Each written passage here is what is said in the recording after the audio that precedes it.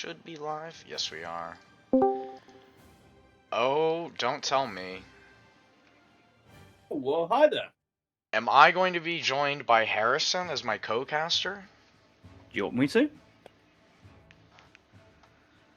Oh, you must have posted a message and gone off back to work, so you didn't see. But yeah, I'm free. Well, I can't believe it, but the student becomes the master, and Harrison is going to be my co-caster today. Just surprised you're all set up by like the classic hit the stream 4 minutes late. So, like, what happened to the days when I used to turn on the stream 15 minutes before advertised showtime? Sorry, I know. I couldn't hear. I couldn't understand that dithering. If you must know, the facilities of my apartment were being used to, say, evacuate waste. If you know what I'm saying. Right. So there's definitely going to be no bullshit out of your mouth today. Then that's is all been and gone. No, there will still be lots of bullshit coming out of my mouth. Now, do you have the right What do you want me cam? to do? What do you need to do? Get that fucking camera on my little beautiful face. Do you have the right cam up? Have a webcam up, yeah. No, you need the VOD Ninja right cam ESOC thing. Wait, let me see if I can just do this. I guarantee you this is the link for it. Let's see if I'm smart enough. Well, I mean, there's no point in me going to VOD Ninja without the rest of the link being DM'd. What? No, it's fine. I have the OBS set up. Like, I'm running it. Yeah. Don't worry about it. I got you on lock. And then I'll share you the stream, obviously, when the game goes live. Here, click on that, or check that link out, see if it works. If it does, that's awesome. My brain power is immense, essentially. Are you a mod on ESOC? Because if so, can you update? Oh, no. They kicked me out of mod responsibility. I'm a VIP. I'm even better. I don't have membership. I think Brooke's around. Somebody is. Oh, don't like it because my camera's in the different orientation. You know what I mean? Like, oh no, camera's alright, but it has this like. I'll fix it. The classic takes the full camera instead of like zoomed in. I've got you. Like where my stream is like a little bit more zoomed in. Hold on. Calm yourself. Calm your tits. Calm my titties. Yes. Because like now you literally do see my radiator, all the clothes on the floor. Not just some, but all the fucking clothes. Give me a second. I haven't done my hair. I haven't done anything for this. Remove my dinner out of the way. Get the beers going. Oh, you have an underscore in your name. I apologize. Let me get that fixed. Alright.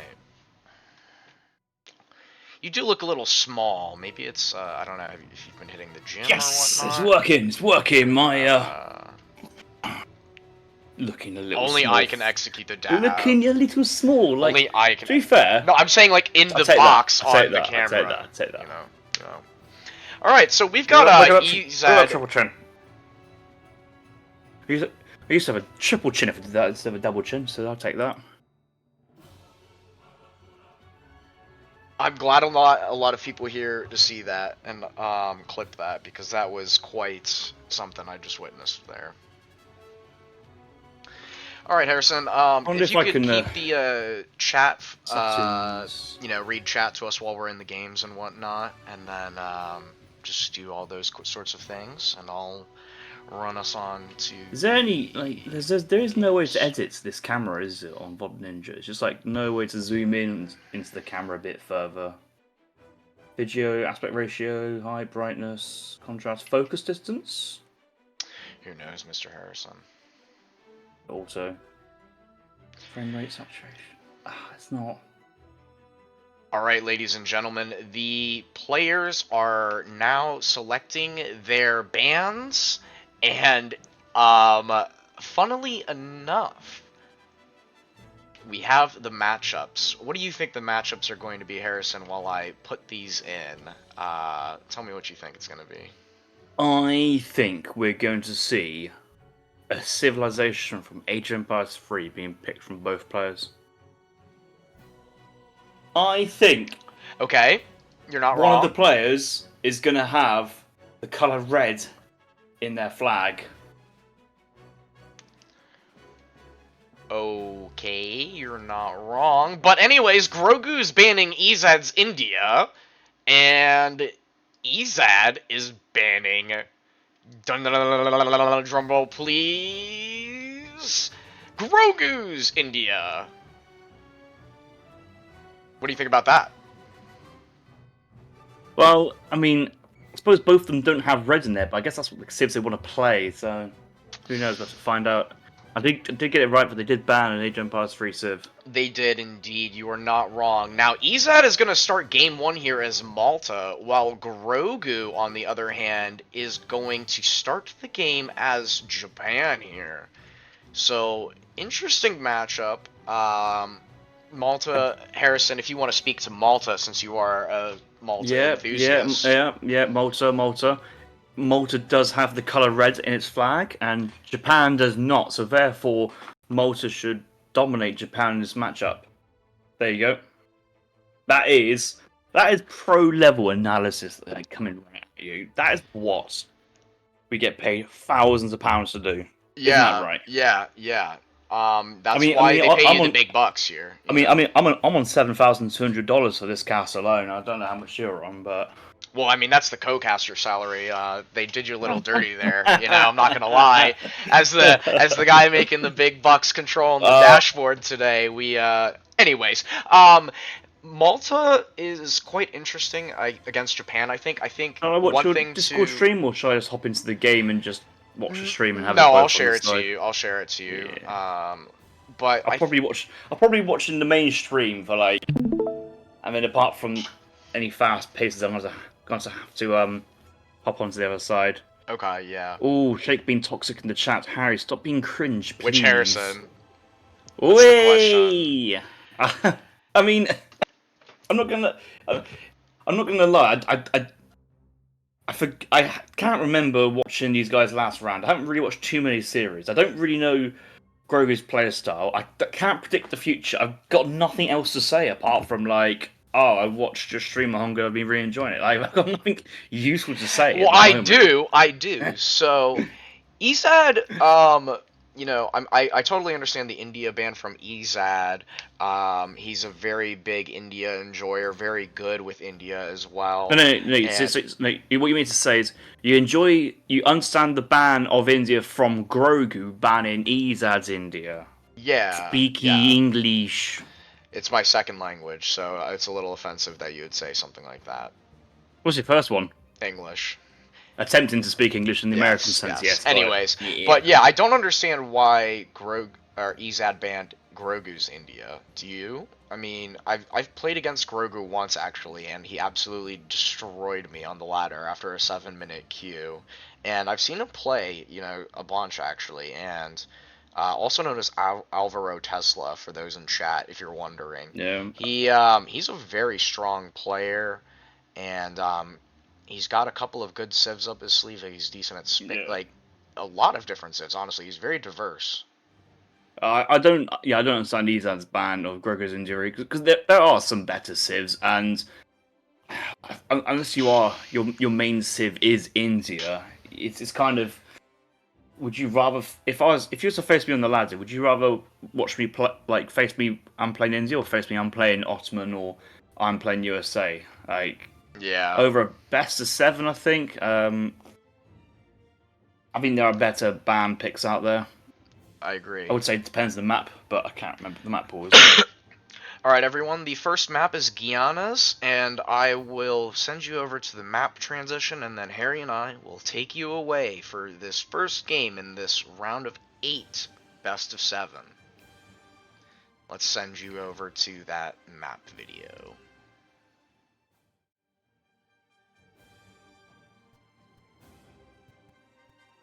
Island is island east of the Orinoco River, known for its tremendous biodiversity.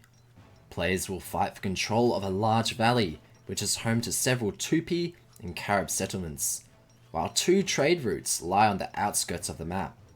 Players will find an abundance of food in this region, but may need to extend out of their base to secure additional mines.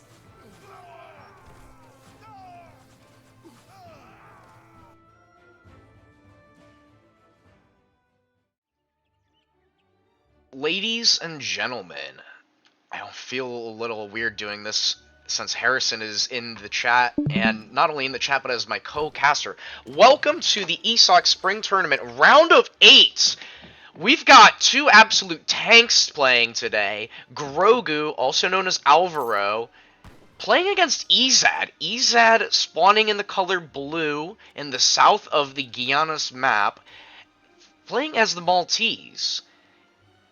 Now, his opponent, Grogu, in the color red on the north here, spawning in as the Japanese. Big Harrison, what do you think is going to happen on this map in particular, and how do you think this matchout's going to play out? Ladies and gentlemen, welcome. Yeah, good to see you, Mahonga. Excited for this. Lots of bows, I think, especially with the natives on the map, increasing your archer, your crossbows, your damage output from them. So I'm expecting kind of a more drawn-out, protracted game, especially how wide and how high resources. Mahonga, can I ask you a big favour? Yes. Can we ditch the game music? Yes, we can. We can.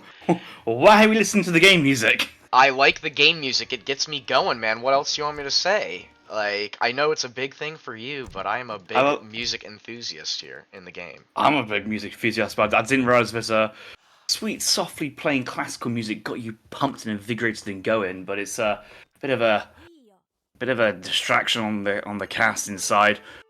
All Interesting to see Grogu going for a Japanese consulate. Quite often we see Japan just go and do double shrine and go age up faster with Kami and play it out from there. But is Grogu going back to Port Consulate, going back to old meta, maybe playing for the longer game? I think so. He is clicking up with the Port Consulate here. No deck yet, and he is picking up a nice 70 wood treasure, so that will probably allow him to make potentially 2 shrines and age up faster with the Wonder. Now, with this current meta of the 300 food, right, people forget that the Port Consulate is also a other option, but he's going up with Heavenly Kami, and he has 2 Vils in deck. We do see Team Chonindo for 8% gathering on all resources, Flaming Arrows, and particularly Inyo Rush for Yabusame Archer and Multiplier Attack. Very interesting. So definitely older Japan. Let's take a look over at Ezad. He's sending in 3 Vils right now. He's got a market and he's chopping wood. Now placing down a trading post here on the right side of the map. Let's look at his deck. Come on. Come on. Oh, Lord of Mercy. Paul Mahonga's PC is going through the rocks at the moment. There's a lot of things going on at the moment. Alright, so what do you think about this deck as you're a Malta player yourself? Oh, let's have a look in there. Age 2, absolutely fantastic. Goes for 8 pikes instead of 5 musks. That's fine.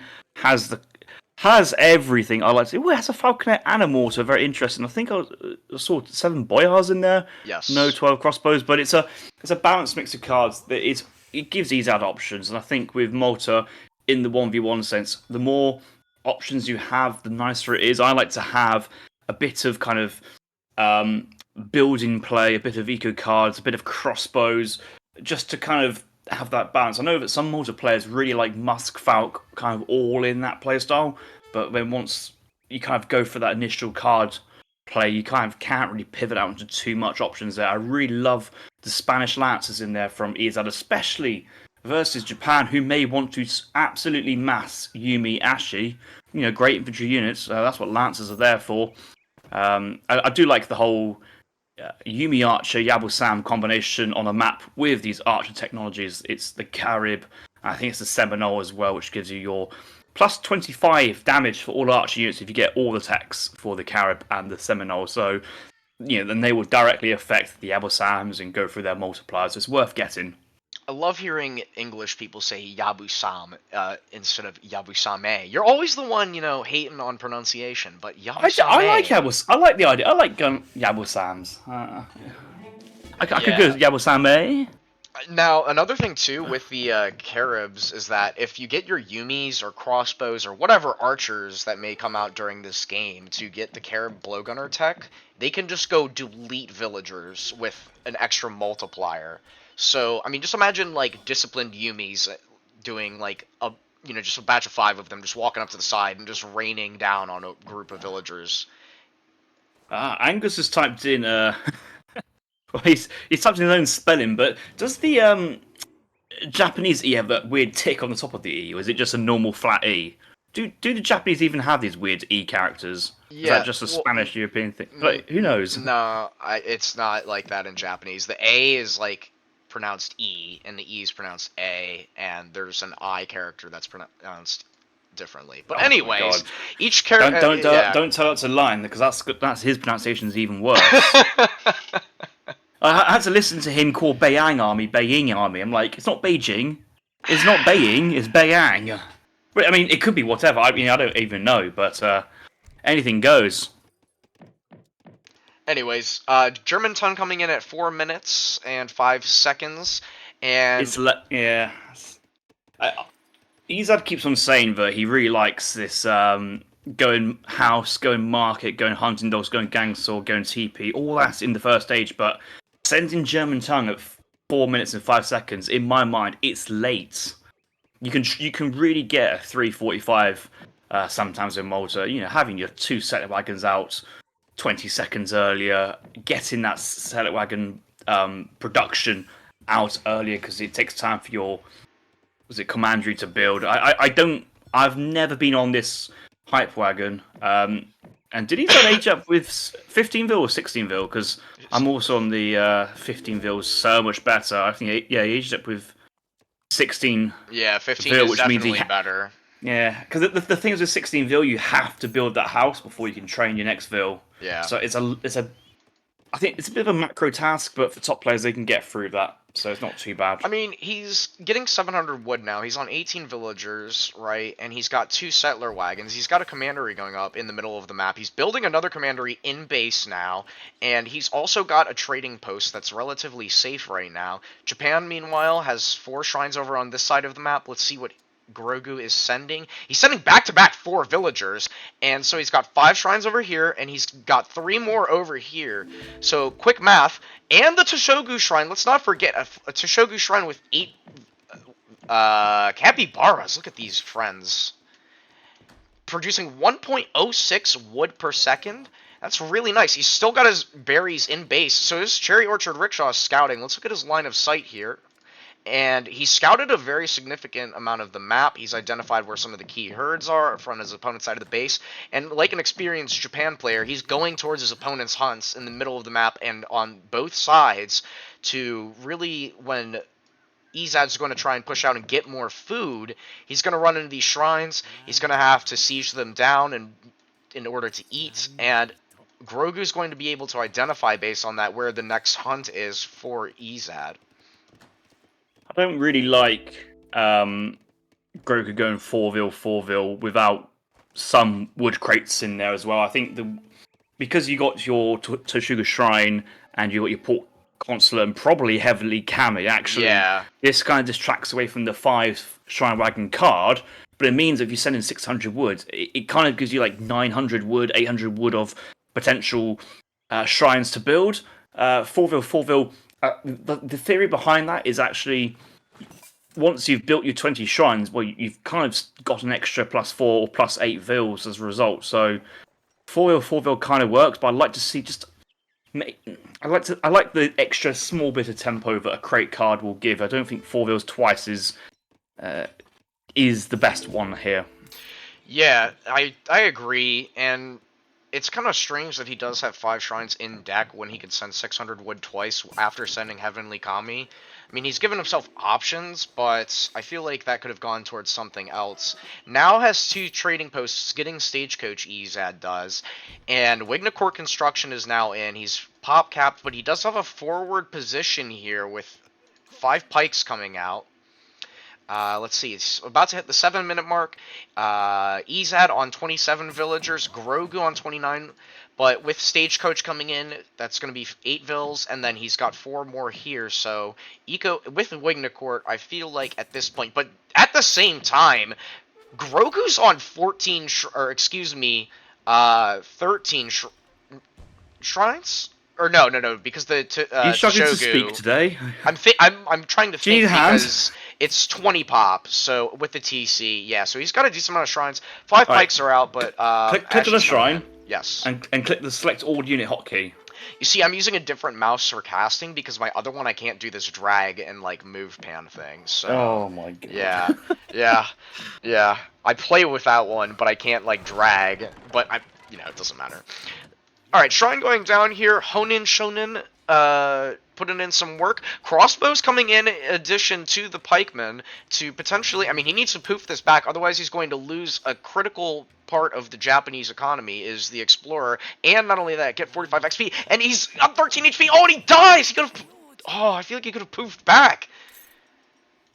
I'm a bit unsure from Ezad's point of view here of kind of slowly moving into Bow Pike after going for quite a boomy opening of the settler wagons. He kind of went for the early 700 wood to go to some TPs and just get the extra infrastructure. Marketech settler wagon, nice raid coming in there. I don't think there's any great coast. That's one settler wagon's going to go down. We can just build it back. It's not the end of the world. In a weird sense, you should probably focus on the vills because they're not actually strictly replaceable. But quite a lot of the top players I've known, they just basically say, Malta, it's an age2 civ. You can't really age fast, and you don't really gain too much by aging fast. Early, that is. So we're probably going to see maybe a 200 pop fight, age2. We do see Japan sending in 5 Ashi Nagi age2, and just constantly get the units out. He wants to defend his shrines, defend his eco, and neither player looking for the technology game and just going to keep on spamming. All the Hussars here catching Nagis, and goodbye a lot of resources there for Japan. Yeah, Nagis are very expensive to start since they're 100 food, 100 coin. Though at the same time, so are Order Huss, and he's using his deploy ability to garrison that one really low HP settler wagon. Now he can't use that again. He does have, let's see, the mass here. Oh, did you see that? Okay, so Ezad had some pikemen in the commandery just to catch a raid. I think the idea was if Nagis were in his home base, he'd pop out pikemen to defend and catch Nagis by surprise. But as soon as he put the settler wagon in there, he had to kind of either keep them hiding and waste eco, or get the settler wagon out and show his surprise. I don't think really Grogu knows or cares.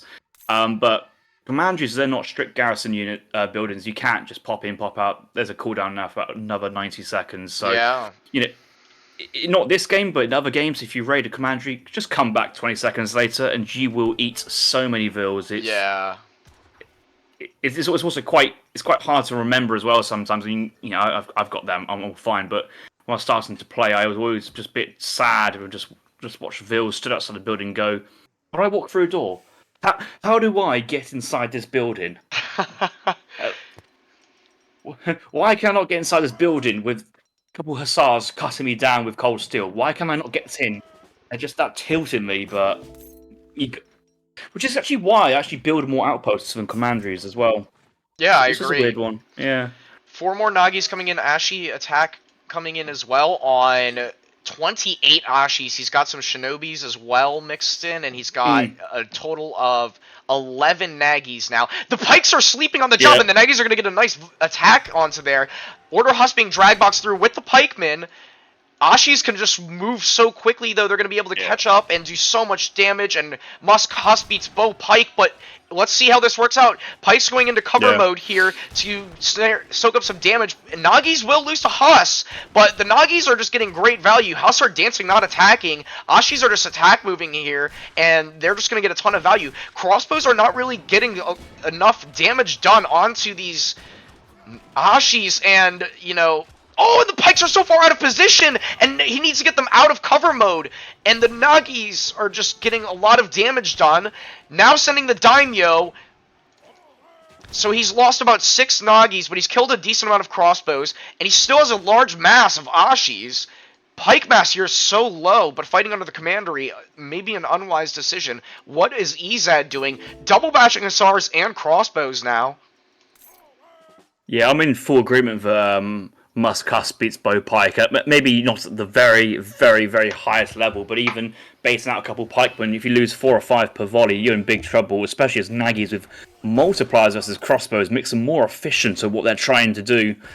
And Ezad's sending in crossbow techs, now double producing hussars from the commandery. Like, we are fully H2 focused, and if the game goes super late H2, I think Malta will come back out on top and out scale. I'm surprised we've seen no Yumi archers here from Grogu. Just a couple would be quite nice, but what did the Huss do here versus pure Muscuss? They're not really getting massive juicy kills. They are tanking and letting the crossbows shine, but it's a lot of resources. I'm seeing a lot of res go down there for Malta. The Daimyo Motatara comes out from back, buffing the army, and this is a really good position and fight here for Grogu, and reinforcement, Ashi, Nagy, as a full batch of 5 Nagy coming from behind. It's not what's in the fight now, it's what's coming. Look at this, this is going to be an absolute decimation of Ezad's army, and he's invested into technology, into upgrades. Like, there isn't much of a bounce back here, I don't think. 15 shrines for Japan, now sending chariot orchards, but his eco, he's got so many villagers, he's on and sending imperial bureaucracy at the market, and he's got Nagis snaring and chasing here. Pikes coming in from the opposite side, though. Minutemen getting called, but his pikes are just so far out of position, and the Nagis with the Daimyo are going to absolutely just shred the remaining crossbows, and he calls GG. Good game, and Ezad tapping out. There's a really strong composition which Malta can do here, and that is crossbows, sentinels, and depots. That would have worked out really nicely, but the bow pike, once you lose the pike, it's just so vulnerable, and it happens to even the best. Happens to me, happens to everybody. And as I just said, the kind of the matchup, the units matchup there was quite difficult for Ezad to continuously. Each time Ezad protected his crossbows with his pikemen, he lost units.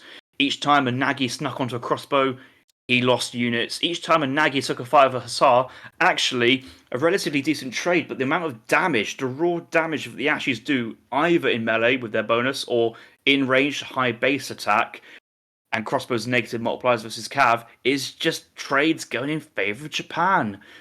Not only the negative multiplier against cav, adds the Ashi attack card, and Ashi attack card's 20% as well on a really high base damage unit. It's stay in H2 versus Japan? Maybe not. Who knows? Yeah, not only that, with the 30% range. Chuggers in the chat. Happy Friday, all. Get the beers in. Away. Absolutely. So yeah, game 1 going into the books there. That was a really good proper H2. Game 2 we have coming up now. Ezad is going to play as Portugal, and Grogu's going to play as Brits for game number 2. Another good vanilla matchup. Let's see how this one's going to play out. What are your thoughts, Harrison? Sorry, I was not listening. What did you say? Brits versus Spanish? Yes, we'll go with that. No, it's Brits versus Portugal. My goodness. Brits ports.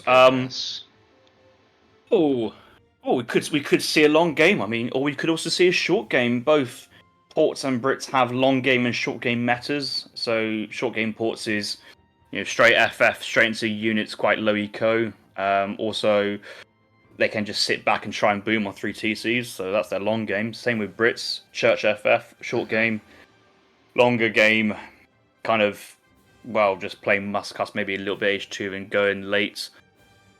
Yeah. This isn't the best Brit map out of all maps in the map pool. Yeah, so I'll send you guys over to the map introduction video in 1 second. The map is Saguenay, and past ESOC content creator, go.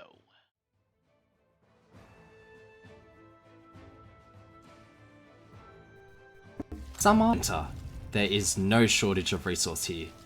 Constructing defenses on the islands in the sea, or nearby the Cree and Huron settlements, will help control the ocean.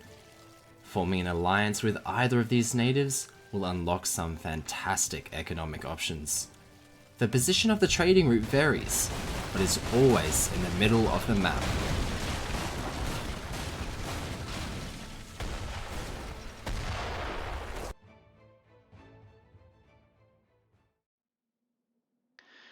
Hello, and welcome back to game number 2 of this round of 8 series between Ezad and Grogu. Best of 7. This is game number 2. We just got off of a Grogu Japanese win over Ezad's Malta. But right now, this game, we've got Ezad in the west, spawning in the color blue as Portugal. His opponent today, Grogu, spawning in the color yellow as the British. Saguenay, just saw the intro. Harrison, what do you think? We've got the middle variant where the 3 TPs spawn right down the middle, and it's the ice, so no islands to play with. Just saw the intro. Well, I mean, I've never been the biggest fan of the intro videos because they're not exactly accurate to what is going on. I.e., French having fixed guns and this and that, and they're always crazy. Need to update the score. Currently, we're suggesting it's 0-0, but this is the second game for the people hopping in a vanilla matchup on well, I wouldn't say vanilla map. This is an ESOC patch map. ESOC Hudson Bay back in the day. Now it is Saguenay. Actually, the old Saguenay got removed and yeeted, but that was a bit of a dire map in places. A very interesting one. I think the game will be won and lost with who can control the middle map for the resources, the space. Both sids can go forward. Brit can go forward outposts, double racks or barracks stable in age 2 if they wanted to. I think that's a really smart way to play this matchup. Ports these days wants to jump to the third age super quick, but maybe slightly vulnerable to, like a Muscus, like a 2-unit combo early on as they're sending shipments out. So we have to see what the deck is like. Could be water-based, but I don't imagine so. Yeah, maybe. I'm surprised. Is this Grogu's deck? Yes, this is Grogu's I'm deck. surprised Grogu has picked a semi-water deck on the winter version of this map. It's harder to defend. No, sorry, this is really. Grogu's deck. They both have anti-water, so they both have advanced warships and 2 caravels and a frigate. Pretty standard otherwise, like a very standard Brit deck. He's got his Cav, he's got his Musk, longbow ups, 1k coin in age 3. So yeah. He does have a trading post to start with, so I think he's going to go with VC booming because that's typically you get less XP because of VC. So he's going with a trading post to then just go into manor booming. And I think he might just do that with some typical Musk play, potentially. We'll have to see. We have 6 longbows from Brits, but no 6 Musks, even though we have double Musk card in age 2. From that, the various slightest amusement, but I don't think it's really that important too much. Callan's saying you do want her warship shipments. Yeah, I'm not saying the warship shipments. I think Grogu definitely had a fishing card in there as well, so maybe small suggestions of play there, but if neither player is really fishing, then neither player really gets anything by sending warships, unlike maps maybe like Florida when the base is a bit closer to the coast, or New England where there's ponds dynamics and the warships can directly engage the armies. It's not that. I suppose you have to have it in case the other person gets it, and nobody's waiting for the other person to pick a deck first to kind of then say, "Oh, have you got it? Have you not got it? Who knows?" Mind games. I mean, there are 16 fish and 4 whales there. We have a bit of a treasure contestation going on for 100 food. Crackshot goes off here, and I think Ezad got that. Ezad gets the 100 food. He's aging up. He's halfway aged up with the quartermaster here. Market going down now. He also picked up a nice 100 wood in the first age up here. Let's see what Grogu's doing. He did send Virginia Company. He's got a market all the way out over here. Now he's just getting some really nice line of sight with all of his manors. Let's see. He's aging up with the governor. I imagine he'll try and take this trading post down. We do see a forward villager here by Ezad, though. Interesting. Maybe that might be for a forward-based contestation. Ezad's one of those very few people who actually enjoys staying age 2 with ports and just opens up a stable semi. Kaiser kind of used to do it as well. Kaiser used to do a build order of maybe no card age 1. Could we check if he sent a card age 1 from Ezad's point of view? He did send Fatoria. Is now sending 700 coin here. And the second TC's out. And Do you know about not have a hotkey just to hop into your decks or your opponent's decks? no, I don't. Oh my god. You're wasting seconds every single game. I guarantee you my APM is higher than you. I guarantee you my APM is higher than you. I guarantee you my APM is higher than your bum ass. Your fat fingers can't move across the keyboard as quickly as my Chinese fingers can. Guaranteed. Anyway, 700 coin steel traps. You are right though. Guns? You are right though. The stable is coming down for Yeah. Ezad, and he has. Let's see what Grogu is doing. 700 wood going to be card number 3. He did send VC. He's chopping for houses, putting manners pretty much everywhere. And in a few minutes, we'll take a look at his line of sight. But look at this already. I mean, outpost going on the water. Interesting. Do you think he's going to go water himself? I mean, he does have an outpost there. I don't see why you would put it there if you're not going to go water. The problem is that there is a nice defensive play if you know your opponent's already got a dock. He doesn't know his opponent's already got a dock. Yeah. And it's not really guarding any resources. It's line of sight which might protect his back resources, but it's just... It's okay, but it's not good. Is the short answer, and it hasn't paid off for him so far. Yeah, so Kaiser Klein's build order used to be like 700 gold into 700 food, into then 700 wood, and then probably like 600 gold, and kind of play from there, just to really spam the crates. Yeah, food is coming behind. He's gone wood, but you're now saying food. Basically, ports can't really sustain 2 veal production and Hussar batches, and if you don't have 5 Hussars out, you really are shooting yourself in the foot. I'm only counting 4 here from Ezad. And that is actually honestly the problem of going Feitora's card 1 here, but Grogu is just losing 3 vills because there's no outpost forward, there's no garrison points, and he's trying to go line of sight because he's not expecting ports to stage 2 with stable semi, because he's expecting port FF meta. Yeah, and Ezad here identifies this outpost, and I've got to say, this is absolute proof that players these days forget or don't put good value on scouting. They assume the meta's this, they assume that's going to happen, they don't scout, and Grogu's just lost 3 vills. I bet he didn't even have great coats on for the time being, because I bet he didn't even think he needed great coats at that point. No, he hasn't got great coats. Like, he has a market, he has food, he could get great coats, it's one argument, but he also, as soon as you see a stable, you're thinking, oh my god, I don't need vills forward. The entire port's base was in the fog of war of darkness when the outpost went on the coast. It still is. Like, yeah. And Ezad's getting 2 TPs, 4 more Hussars coming in. And, really nice start here. And agreed that who says Port has to just 10-10 FF? And he's, getting some great value out of the surprise for Grogu. And, now making musketeers and sending crossbows. Ezad is sticking deep in Age 2. Now on 24 villagers, 2 trading posts.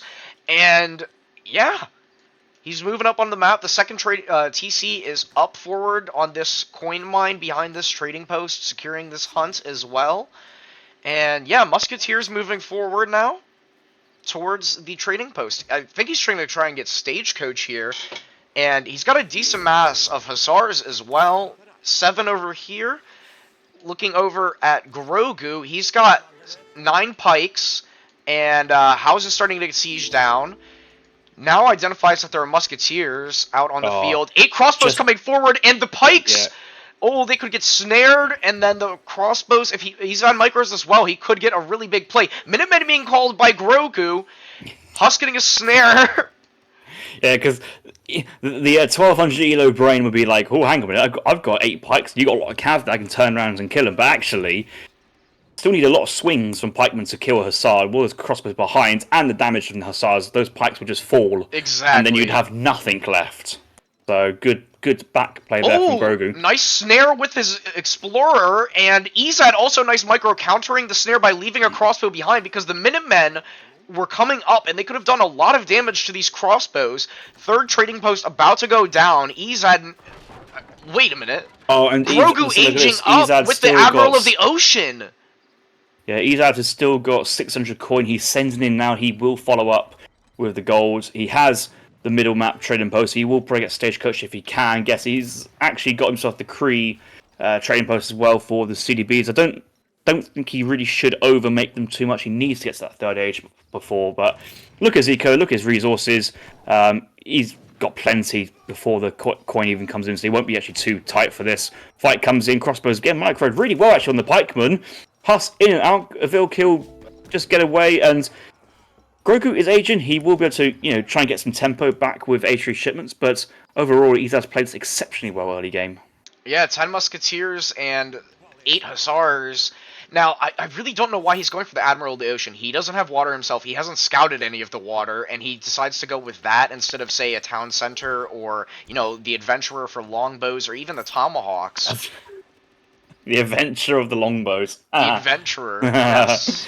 I can't remember if Brits have a TC wagon. I guess they do. They do have the Bishop. The thing is, the TC wagon's where you put it. You haven't really got too many resources behind. The Admiral is 300 woods and a caravel, but you'd have to agree if there's nothing in the water, then it's still a fishing boat, but it's not the impact you need. And actually, current meta these days is the tanky Tomahawks, really high HP Musketeers that do damage to cavalry at range as well, and you get the native scout. Yeah, I'm surprised they've left them as the Nilla Tomahawks. They really should put them as Aero because it's just incoherent for players. But yeah, it's one of those. It's only that really never got played until I'm gonna have to say the church meta came in and realised, I just want more Musketeers, and that's a Musketeer, that would do. Yeah, we do see the age up coming in for both players at the same time. Ezad on 40 villagers, making more Hussars, now making veteran Cassadors, shipping 1k wood. We take a look over at Grogu. Veteran Musketeers are coming in, and he's shipping 2 Falconets behind this.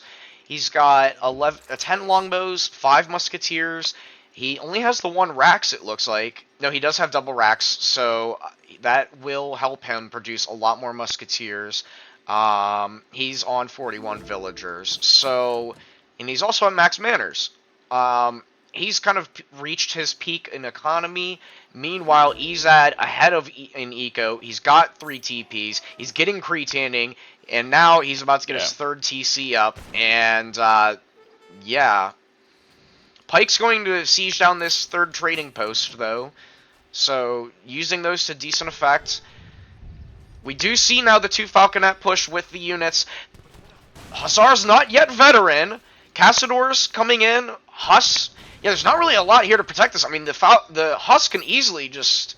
He's going around. He's dancing. Huss getting decent contact here. He takes down 1 Falconet. And,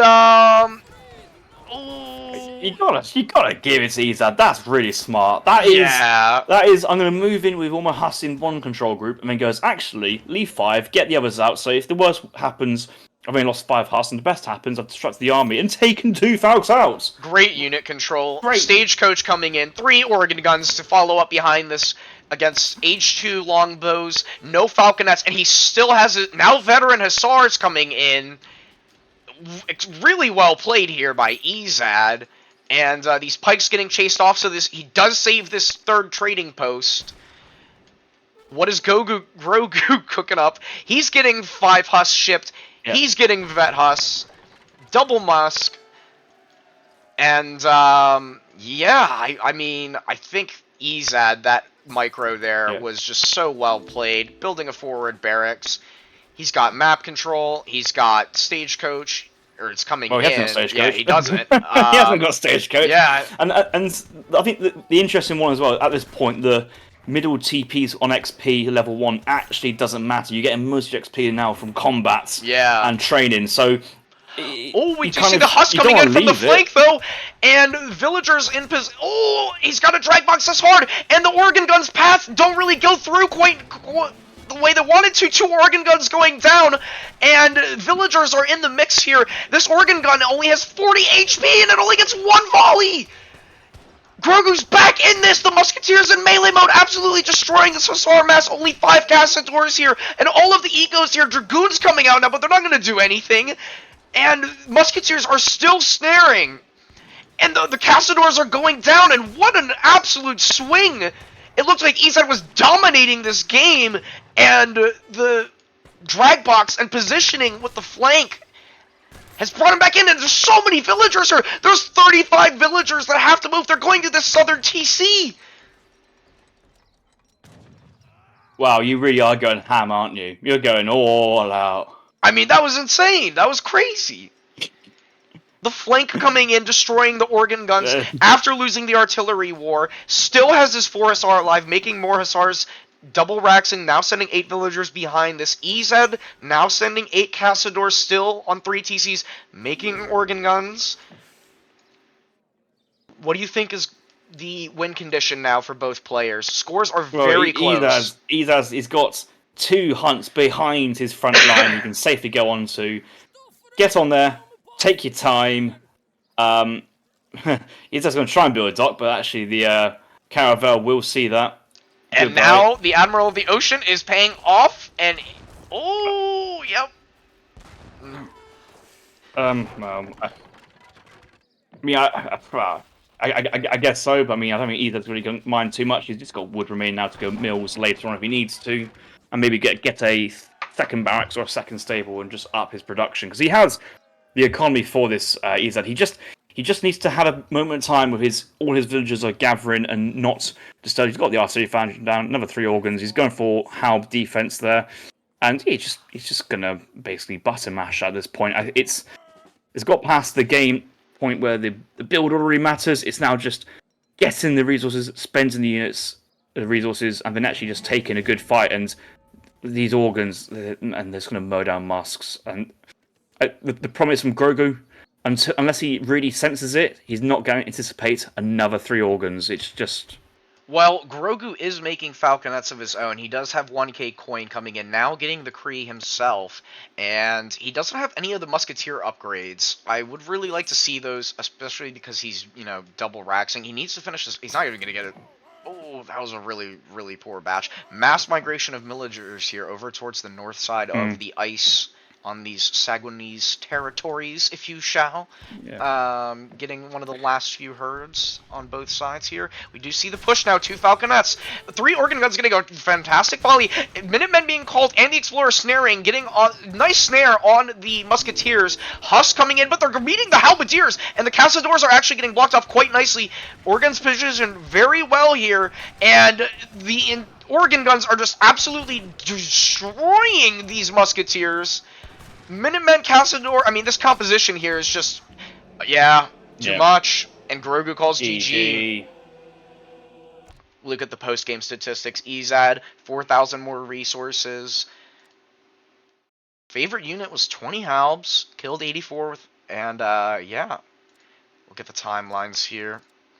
So, Ezad doing a 12-10 here, a 12-20. Grogu, booming a decent bit, kind of flatlining for a really long time here, actually. That's the age up time, and then that's the age up and trying to squeeze in the age up. But also, that was when some early military pushes were happening, so naturally was a bit diverted at that point. Mm-hmm. We look at the military unit population here. Just those early units in Age 2 really served Ezad quite nicely. All right, let's get you guys back to the main screen. So I'd say, but the vibes I got from that game, apart from the lack of scouting there from Brit, is if Portuguese take early trades and exchanges in Age 2, then it kind of halts your opponent's boom a little bit, but it doesn't slow your boom down. So you kind of, once Portuguese then ages up, they're in a better position. They're kind of their time to hold out until their eco is better than the other cities is much less. That massive discrepancy has narrowed. If Ports went for straight FF, you might have Portuguese on 18 villagers with 3 TC Feitoras, which is like 3-vil, 3.5-vil at that point, versus 42 villagers, lots of houses, lots of line of sight, lots of wall in, and then the ability to just out-spam or follow up behind that. So that's the nice thing from Ports. This is a game which also illustrates for Portuguese why having a fort in deck for Porch is like a near mandatory card. Like, how does Brit push past a fort and that also wreck ports in a good enough time that the fort doesn't buy enough time for the 3TC to kind of pay off. Yeah. You know what I mean? Like, there's a moment when Ezad nearly got routed, and it was shaky. Like, Yeah. I felt the hairs on the back of my neck go up just a slight bit, thinking, "Oh, hang on a minute. If there is Also, no hunt, if there's no real more quick, sorry, hunts, Ezad's in Harrison. trouble." But he, Thank you for the sign with Prub there. Really appreciate it. I just wanted to get that out of the way before we missed that. Now, we do have the next game up, and I am going to send you guys over to the map video introduction and get right into the game.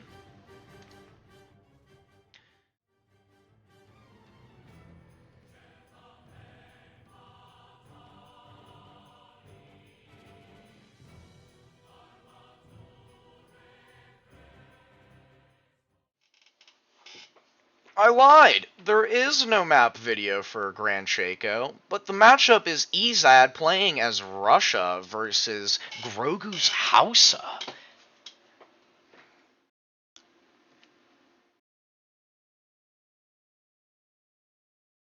Welcome back, everyone, to another casted series. Today we have Grogu playing in the color red in the south of the map Grand Shaco as Hausa. His opponent is Ezad in the color blue, spawning in as the Russians. This is game number 3 in this round of 8 best of 7 series for the ESOC Spring Championship. My co-caster today is Harrison. Tell me what your thoughts are on this map, this matchup, and how you think both players might go about it. I thought I'd take a moment to actually look at what a map spawn looks like without having to do an introduction or worry about my own village micro and that stuff. Hunts spawn pretty symmetrically. Both players have access to the same amount of resources. There's one mine missing randomly in the middle of the map. So the northeast, the middle TP. But apart from that, it is like a proper neutral mine. It doesn't matter. It would spawn right where you're looking then for that second, but it doesn't really matter at all. Yeah, no, it's just sometimes nice to play this map. This is one of the more favourite maps from old players, I think, especially on ESOC patch time. No trading posts, a little bit of a different meta appears, nice resources, a couple of livestocks around, 2 llamas per pond. So there's 8 llamas in total. We have a sieve, which, so they can actually make great use of the llamas. The other sieve is Russia, one of the best H2 sieves on a map with no trading posts as well. So it should be fairly close. I do have a sense that Hausa is a better sieve here. Yeah, I think Hausa, the thing with Hausa is, look at this. He's already got 6 llamas, and that's going to be a ton of value for him on this map. Not only that, if we think about raiders from the Songhai, they have a multiplier against infantry. So Strelets, I think Cossack v Raider, Cossacks win, but Hausa's just able to get out a lot more cav, a bigger composition. They can get Dragoons in H2 if Russia decides to go Strelet Cossack or Cossack Musk, whatever it might be. And yeah, so they have a much more diverse range of options than Russia does. You picked me up for pronunciations, but I'm definitely calling it as Cossack. Cossack? It's definitely not Cossack. Cossacks, yeah. I don't even know why that it's kind of almost is getting closer to ball sacks, but Cossack. Bowsack, maybe. I don't know. It's definitely the Cossacks. Let's see in Cossacks. Alright, so we do see a very standard deck. We do see, however, some refrigeration, Manchurian cavalry archers in deck with Pyotr's Toy Soldier and Strellet Horde. Let's take a look over at Hausa's deck. Grogu now sending in his 3 villagers, and oh my goodness gracious. Alright, so he does have the Pulaku code for basically Eco Theory, but better. He does have H2 Lafidi Knights for Influence, which I think would be insanely good against Russia. 4 Lafidi Knights would just wreak havoc on the Russian infantry. And otherwise, very standard. From what I remember, Lafidi Knights in H2 are kinda bad. Really underwhelming. I don't agree.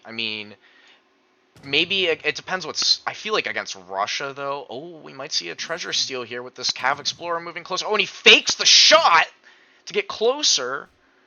Starts the melee, and oh, it looks like Grogu gets that one, I think. Yeah, he did. Now aging up super late at 317 with the Songhai. If we look, because he did get a really late hunting dogs. If we look over at Ezad, he's always doing a 17 vil age up. Interesting. Going with the Quartermaster. Now, the reason I feel like you would do a 17 vil is you're just going to try and fast Fortress. Otherwise, you know, it's going to be 14 vil, right? So that indicates to me he's already got hunting dogs. He's now getting placer mines, starting to get more wood. I'm assuming for steel traps in transition, maybe a house as well, and then go from there. We take a look over at Grogu. So he is going up with the Songhai. He's got so many llamas. I mean, these are generating 0.07 influence per second. There's 6 of them. You do the math. 0.42. And yeah, so that's going to be very helpful for him. No placer mines. Getting a lot of wood. He doesn't have the... Okay, so he's probably going to macro for snares. Yep. Now placing down a University, so the classic Age 1 build here for the Songhai, you get the University and then the Palace with a Viminia card, and then you can go into 5 Raider or 7 Fellaini, whatever you want to do. This is one of those matchups, so actually you probably have way more knowledge and theory on Hauser. Okay, I see Shake's point. Agree with you. The only reason I said Lefty's feel underwhelming in Age 2 is usually by the time Lefty's come in, it's like the 8th card in Age 2 they send, 7th card. Like it's not their first card, and by that time it's like. Well, I mean, huge actually, army... if you think about it, it's only 500 influence, right? You could ship 700 influence and then just go right for that, and you can also use your influence to get the Songhai Raider big button. Like they could really just pop those out much earlier because it's only 500, right? He's already got 255. I mean, it's really not as late as you might think when there's a mass of 20 Cossacks. You like that? And like 50 Strelets. But yeah, so we see snares, Palace of Armenia coming in, snares, first Raider being trained, 700 coin for Ezad, so he is going to do the fast fortress here. It looks like in pace blockhouse, second herd getting close to the blockhouse, and he does have a Vil out here. He might want to bring that in. He's got a Vil down here herding. Let's look at each player's line of sight, see what herds they've identified of the enemies. So, does Grogu see this? No, he has not yet. He hasn't really scouted there, so Raider's not going to be looking around just yet for Cav. Only gets out a batch of 2. Oh, no, excuse me. That was 4. So he gets 4. Palace of Armenia now in. Palace Builder probably going to go, yep, right there. 100 influence on the ground. It should be 300. Yeah, it's 300 influence on the ground. He's just waiting for that big button ability. I think it's 500 now. Yes, it is 500. So, Raiders going out, looking around, seeing what they might find. We do have Ruskets out on the field to protect this front villager. Can we see Grogu's line of sight? Can you actually tug on the fog of war? Yeah. He doesn't actually see where Russia's extra hunts are, so he doesn't actually see that there's 3 Vils out on the map herding in. And yeah, if you had that scouted, let's say you had a cavalry explorer, in Age 1, you could scout that. That could be 2 dead Vils there for Ezad, because that is, you don't need to herd 3 hunts this early in the game as Russia. I feel that, I can understand you are sitting back defensively, but definitely focus on the 2. He's got so much food in his base next to his outposts, his town centre. He's not going to get starved of those hunts on the left side. Ezad might kill nearly half of them by the time he gets it back to the TC, and I think he's looking to do more of a, an FF behind this church, maybe into early Kalmucks, and kind of play that point of view. That's second blockhouse and the third Musk. I would have thought maybe only train like 1 or 2 batches for defensive play, but he's still going on, isn't he? He's still making, so maybe he's just using the 700 coin as mass influence eco to kind of mass up Musks into like 5 Cossack, 4 Cossack and spam, but no, he's looking to have a very safe age up. I guess he's just expecting the 10 Raider Raiden. Yeah, I honestly think that he's just massing now, like the Kaiser Klein build, as you mentioned, for Portugal, I think could be what he's trying to do here, where he just ships coin crates, then goes food. No, the problem is if he was going to make any more units and push Age 2, he would be spamming more now. He's doing to age up, but did he need 15 musks? Could he got away with 10? Has Ezad explored on the other side of the map and actually seen any other units coming across? Like, it's one of those. It's kind of hoping at this point of view, actually, that there isn't 10 Fulani archers walking across the map. It's kind of hoping that there isn't. Maybe 5 Jav riders with a 4 Lefili Knight shipment coming in. It's kind of. I think sitting underneath 2 blockhouse and TC with food and base and sending the crates, I think it's absolutely safe play behind this. I just feel that with Russia with the fast age up, there could have been an opportunity to get up way before House and start kind of dictating the game a bit. Yeah, I agree, and he's got a lot of units here that are doing pretty much nothing, and again, with this infantry moving at 4 speed, we do see now Grogu has reached the Fortress Age, and these units are just nowhere...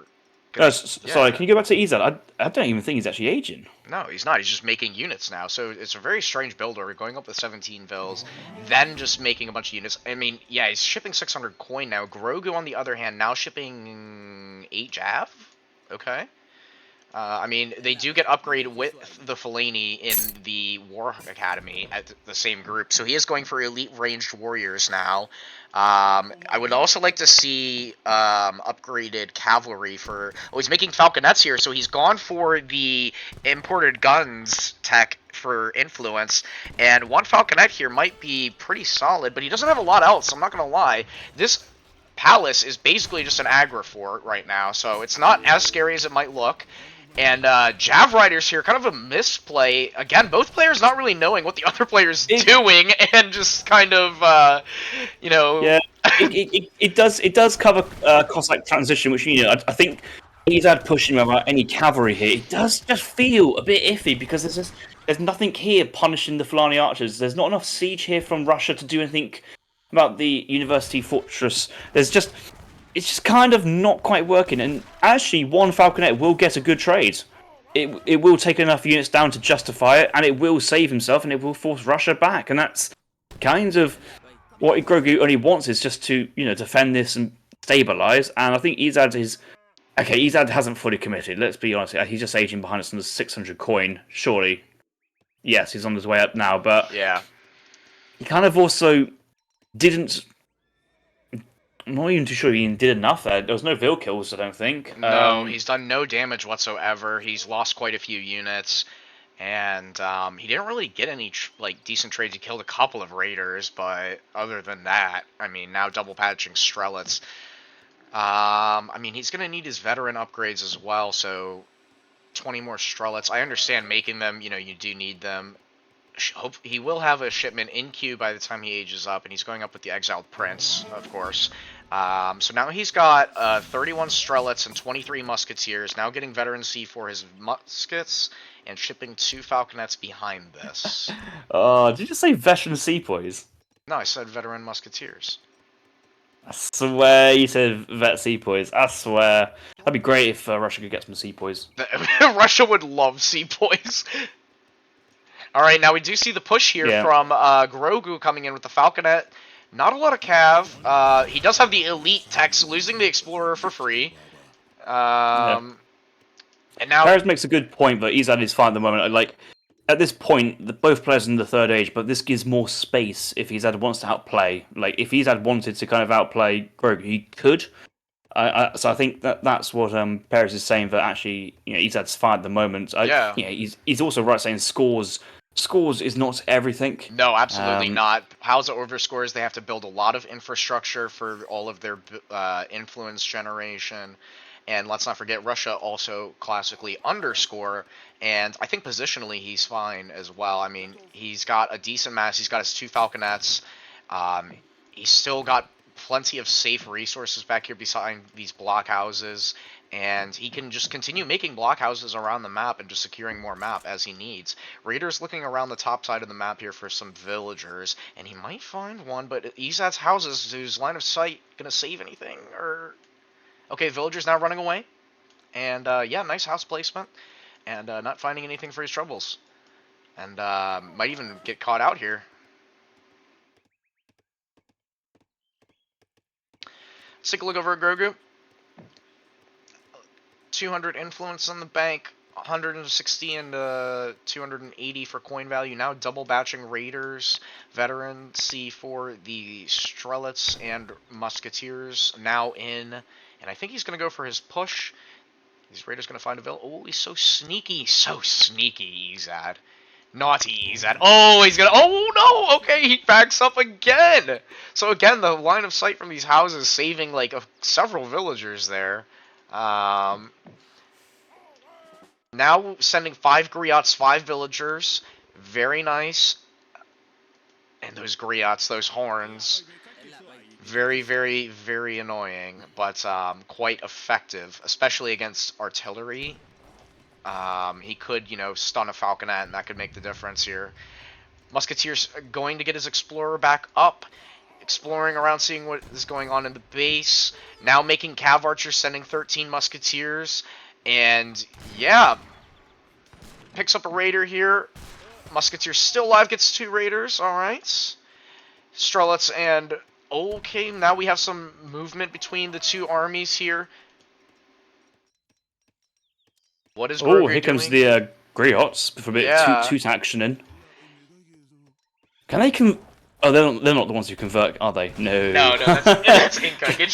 Where's your game knowledge, Harrison? Come on. Oh, thank you. I don't know, it feels like it's been oozing away from me, but here comes the Javrais. The Raiders actually being covered in their approach. I think have this amount of hand cavalry with 30% range resist, it should be enough to do massive damage. Here comes some elite Lafidi knights, and I'm hoping this is going to be a cleanup. Actually, this is a great army competition here from Grogu. Great positioning. Wow. Cav archers from behind, but they will run into Javrais and Fulani archers, and the hand cav are still chomping through Ruskits, Strelets, and overcommittal. There's hardly any anti-cav here, or traditional anti-cav.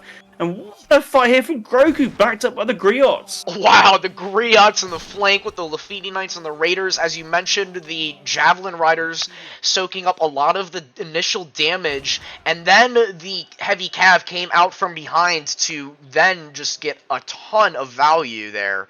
And cleans up quite nicely with a healthy amount of units remaining. 2 Lafidi Knights, 5 Griots, 15 Javelin Riders, 9 Raiders, and 20 Fulani Archers. My goodness. Let's see how many llamas he has. Okay, all the llamas are gone, but he still has 1 llama and 4 Sangha cattle. Crazy. And he's just going to react with this eco from the livestock market. My goodness. 10 Strelets and 19 Strelets coming in. Now going into Cav Archer, Strelet with Musketeers.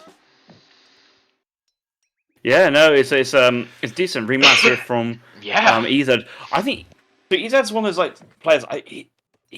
He would have loved to drop a second town centre home or somewhere else and kind of played the long game. That I don't think Ezad really needed to push this fast with Russia versus House. I don't think House are the late game eco powerhouse that they fought out to be.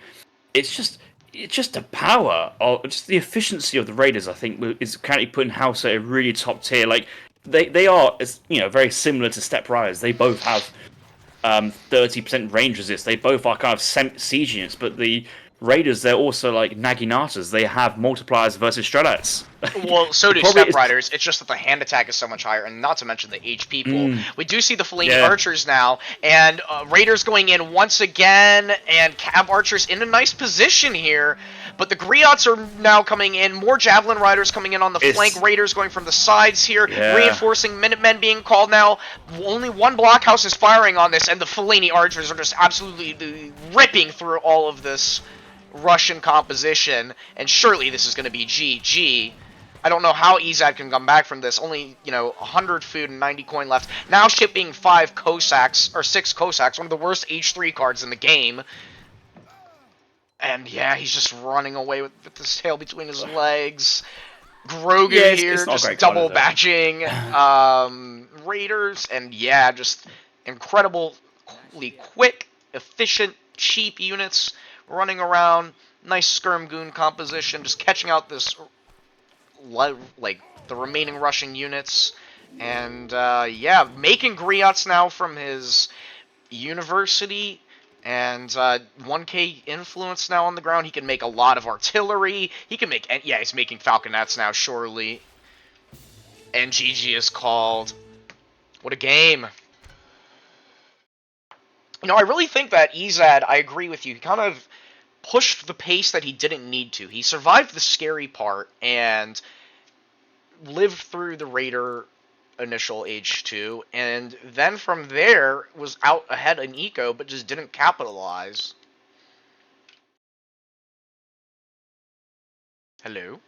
I guess that is true. Really. I think people in the chat are saying that compositionally, like Strelitz is just not the. It's just a unit you just can't really make at all in this matchup. And I guess the main reason for that is, unless House are making any Akans or any Musketeers, they don't traditionally have a heavy infantry unit. So the skirmisher style is not really working as much as you'd hope it for. You know, you could say Strelitz counter Javra as well. Kind of so do Musks, really, in terms of cost-efficient trades. So full Musk there. I suppose it's the Strelitz versus the Falanis, and the Falanis, you know, high rate of fire, high multipliers would mow down the muskets. So it's quite a difficult matchup there when you reflect on it. Especially, you know, we always say Russia's weakness to Cav in Age 2, and actually Hausa has probably the most Cav in the game in Age 2 with the big button, the shipment, and then the training of the raiders from the barracks. Yeah. It was a good game. It was a good game. I'm kind of waiting for that like 40-minute game this series. I feel that this is like these two players, and Ezad especially wants a really long game to kind of just out macro. Like Ezad's probably the best Empire Wars player there is in the game. But granted, not many other people have really given it a go or really worked it out. But that's where Ezad really shines. Yeah, is late game. Like 2500 elo Ezad is going India 3 TC on the edges of the map and just staying in as long as possible. That is what Ezad does. Yeah. So our next matchup for Game 4, we have Ezad loading in as Germany and Grogu playing as France. One of my favorite matchups in the entire game. A very classic vanilla one. And it's on one of my favorite maps as well, Dakota. Alright, I'll send you guys over to the maps, and then we'll get into the game.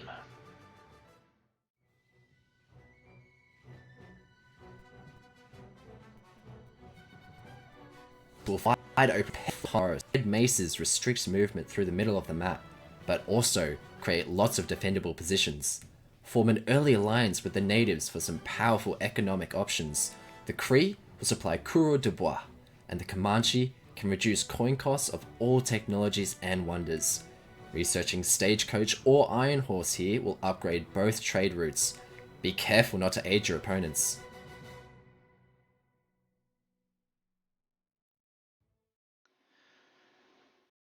Welcome back to another game in this round of 8. This casted series is brought to you by ESOC for the Spring Championship Best of 7 between Ezad and Grogu. This is game number 4, everyone. It is currently 2-1 for Grogu, and we are live.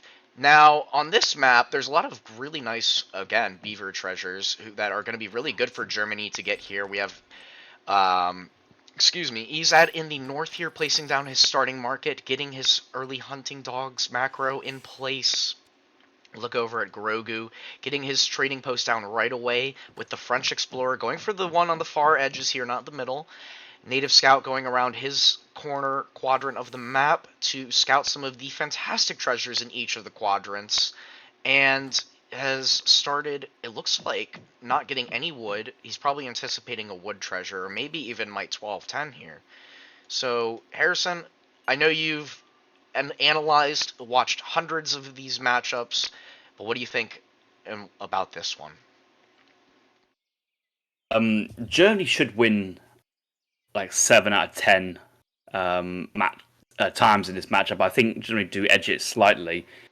There's potential that Grogu might go for some native play like this. The natives on this map are basically a great anti-German type of native. We have the Cheyenne riders with, anti-Cav Lancer Cav.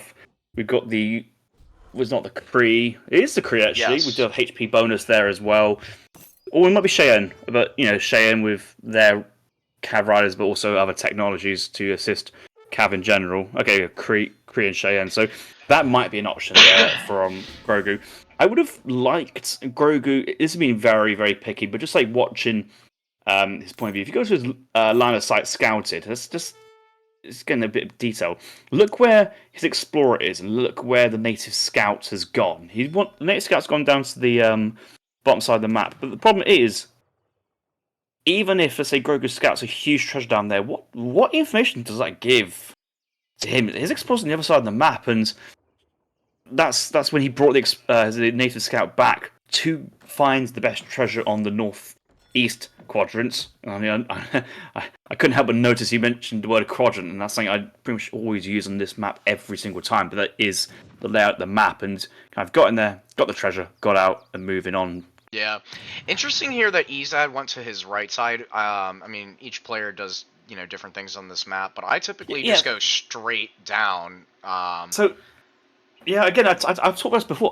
I think it's interesting. I think if you're Germany here, if you are not getting a trading post, or let's say you're a civ and you're not getting a trading post, you naturally scout horizontally. If you are getting a trading post, you get your trading post and go, oh shit, I'm right next to this one. I'm going to scout vertically. Yeah. And I think the horizontal and the vertical here kind of bump into each other. Makes sense, yeah. Getting himself a nice 90 food. And on 17 villagers, we do have hunting dogs in, of course. And Grogu, on the other hand. Now, I did notice he didn't chop at the beginning. Now going idle and getting...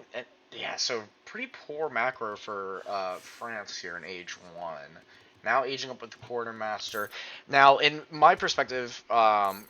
I think France really needs. I mean, for any civ. Oh, that's a lovely treasure. 100 food right on the southern side. He's also got another one nearby, and that's probably another like 85 food. 70 food. 70 food. Yeah. 2 wolves. So very nice treasures for him here. But his explorer's nearly dead though. I want to watch him basically kill it. Come on, Grogu, get eaten by the wolves. Drop the ball. You must be microing something else. Come on, eyes. I don't think he's gonna lose it.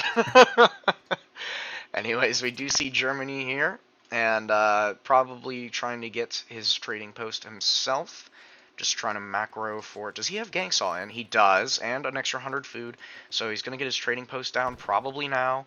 Starting to herd this. Wow, his herds are actually kind of diabolical. I'm not going to lie. Like, if we look at France, he's got one over here, and he's got one much closer. But Germany's herds are, like... What is... What?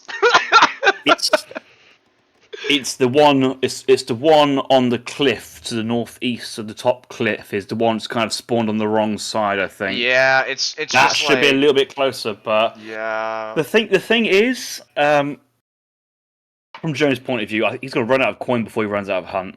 Is the short answer. The long answer is it's not great, but it looks like one of the players. Because look at these 2 hunts he's herding in. Look at the equivalent here from Grogu on the right. He's already herded one in, but there isn't that second one on that kind of side of the map. Yeah, that's true. Yeah. But so it'll be interesting to see, especially with Germany.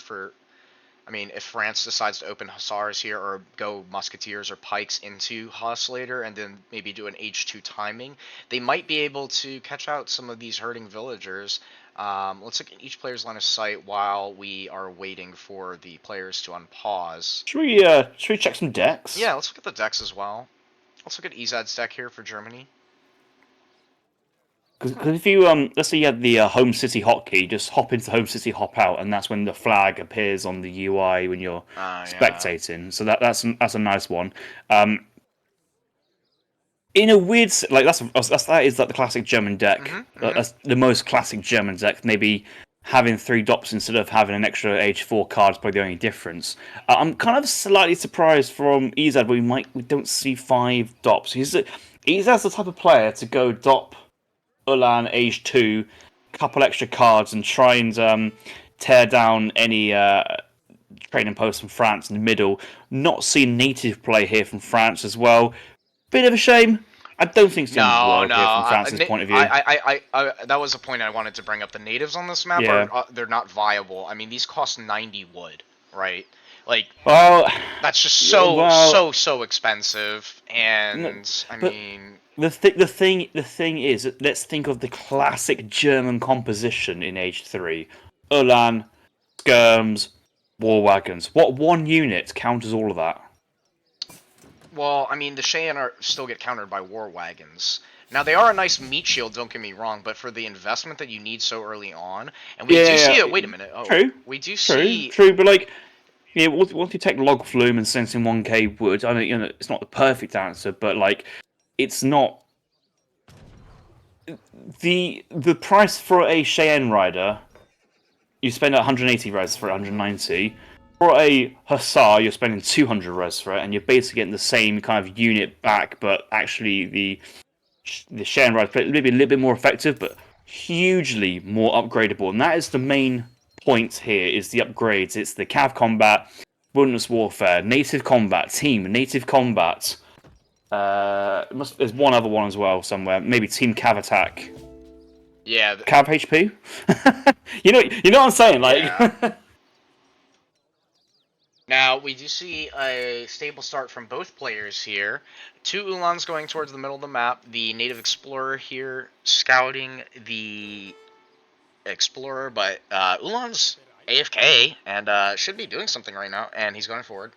If I'm him, I wouldn't show that the Ulans are right here with the explorer. Like, I wouldn't kill it with the Ulans here. I would kill it with the explorer and then have these Ulans go do something else. Maybe, but you know, Imans, like, every player knows that, okay, let's say France gets up at 440, or 430, it takes them about 10 seconds to gather the wood crates, 20 seconds or 15 seconds to build the stable, bit of 5-second idle time, then clicks the husk, then has to wait for 35 seconds. Like, there's a window where, you have free reign to do what you want in your 2 lands first, and then have to be careful.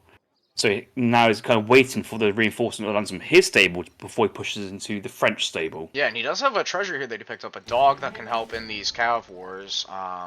And the explorers between 5 Huss and 7 Ulan are incredibly important here. CDBs also will be important in this fight. Barrack's trying to go up here. We do have 7 CDBs inside the TC, not trying to engage, just making more Hussars, and Germany's going to back up here. Interesting conversation in the chat going on at the moment with Steppenwolf and others about the effectiveness of Cheyenne. Like, Steppen thinks the Cheyenne are just quite bad, and early on they really are. The key thing about the Cheyenne, though, is that, yes, they have a lot of upgrades in terms of cards, but they actually have the extra bonus damage versus all cavalry. All cav? It's Yes. either all cav or heavy That's cav, all but it's cav, the extra yeah. multiplier, which really, it takes them from a good unit to a great unit. Granted, it's about 600 res, like 300 wood, 300 gold, but like once that's teched in, it's not that bad of a unit, and it functions really, really well within the French army in this matchup particularly. We do see musketeers now in production with 700 coin on the ground. Trading posts getting sieged down by this mass of Ulans here by Ezad. We do see 14 Ulans, 5 Huss coming into Here comes the here. tops. Here comes the. I said Ezad's the person to go top Ulan H2. What is it with me? It's like I've got Ezad known. Like, I know Ezad more than I know the back of my hand. Yep, he's going into Dops here, so he does see the racks down as well. Trading post about to go down. Huss idling, and they are about to catch on a settler wagon. Yeah, oh, nice pickup here with the Hussars. Salutes in the chat. Salutes in the chat. bo7's out, yeah, for that lad. Ulan's trying to chase and connect. He does get the snare.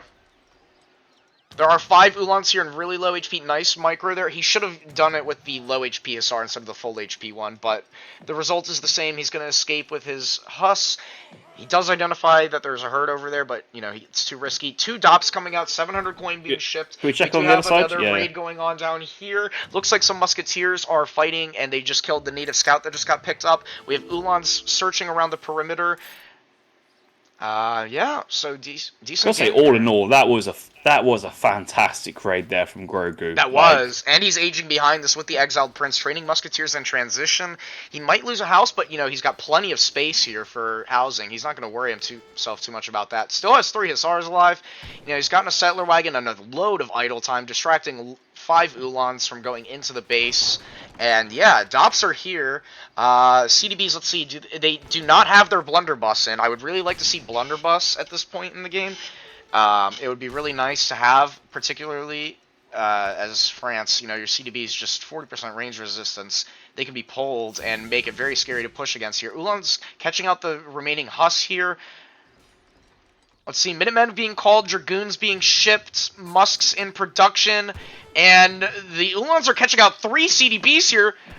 That's one CDB just going get a down. decent batch of musks there. Look at Yeah. that pop. Oh, that was the 4 pop. musks right on top But of the also calf. the Very raid nice. over here. There's 8 CDBs here. 2 going down. Ulan's being chased away. But oh, how many is he gonna lose? Okay, he loses. Oh, okay. All right. He only lost 3. That could have been a lot worse with the Dops and Ulans there. But he is in the next age. Dragoons are out. And he is contained. He's on 22 CDBs. Let's look over at Ezad. He's aging up now. He's on 24 villagers with only 7 settler wagons. So he is on 31. So he's definitely ahead in eco. But tempo is probably in favor of France. He's going to try and catch out these Ulans because he knows Ezad's going to try and age up here. He's going back.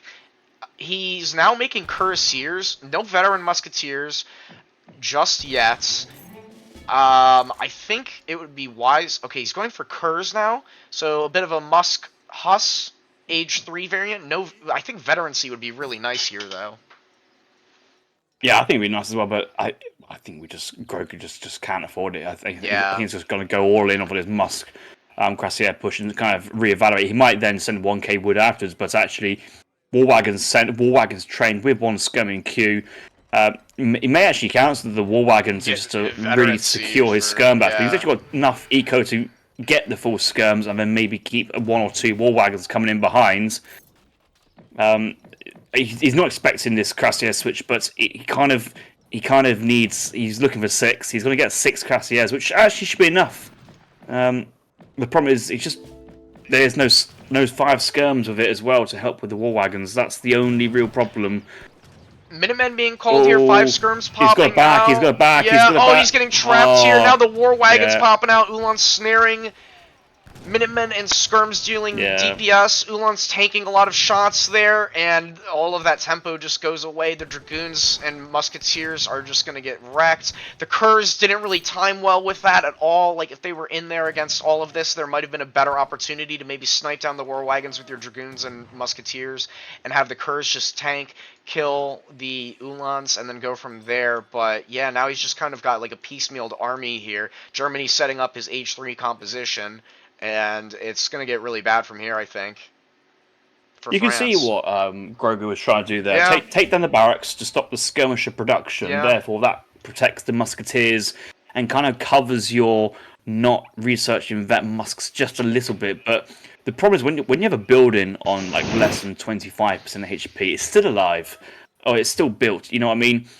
It's only dead once you destroy it. So you kind of incentivize to say just and kind of make sure it is killed or destroyed, and that's where Ezad pops the skirms from the barracks, times with Minutemen, and you got 10 really strong units, or 11 really strong units versus H2 Musketeers, and you just see 500 resources there from France just go down the toilet for no return. Yeah, Dop getting picked up here by the Kurz and Dragoons. We do see Ezad now kind of walking around the middle of the map, searching for potentially vills or herds here. Now shipping his 8 skirms, going into Skirmgoon, full H3 France composition. Ezad, he's got 6 war wagons, excuse me. He's still got his Minutemen up. 9 skirmishers in base being reinforced by another 8. No vet Ulan now coming in. And he's still, got most of his H3 shipments available to him. This coin mine in base is about to run out, so he's going to have to start moving around to the peripheries of his base. he does still have his trading post up. France rebuilt their trading post here.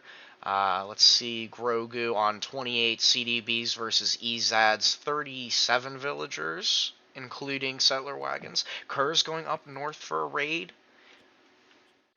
We'll see if I they saw find any. Doppel saying at Zuda Zuda Thoughts, I think, oh my god, is the legendary Mr. Zuta Zuta in chat, but no, he's just pulling my leg. God damn it, Doppel. Kerr's going to catch out a Vil here.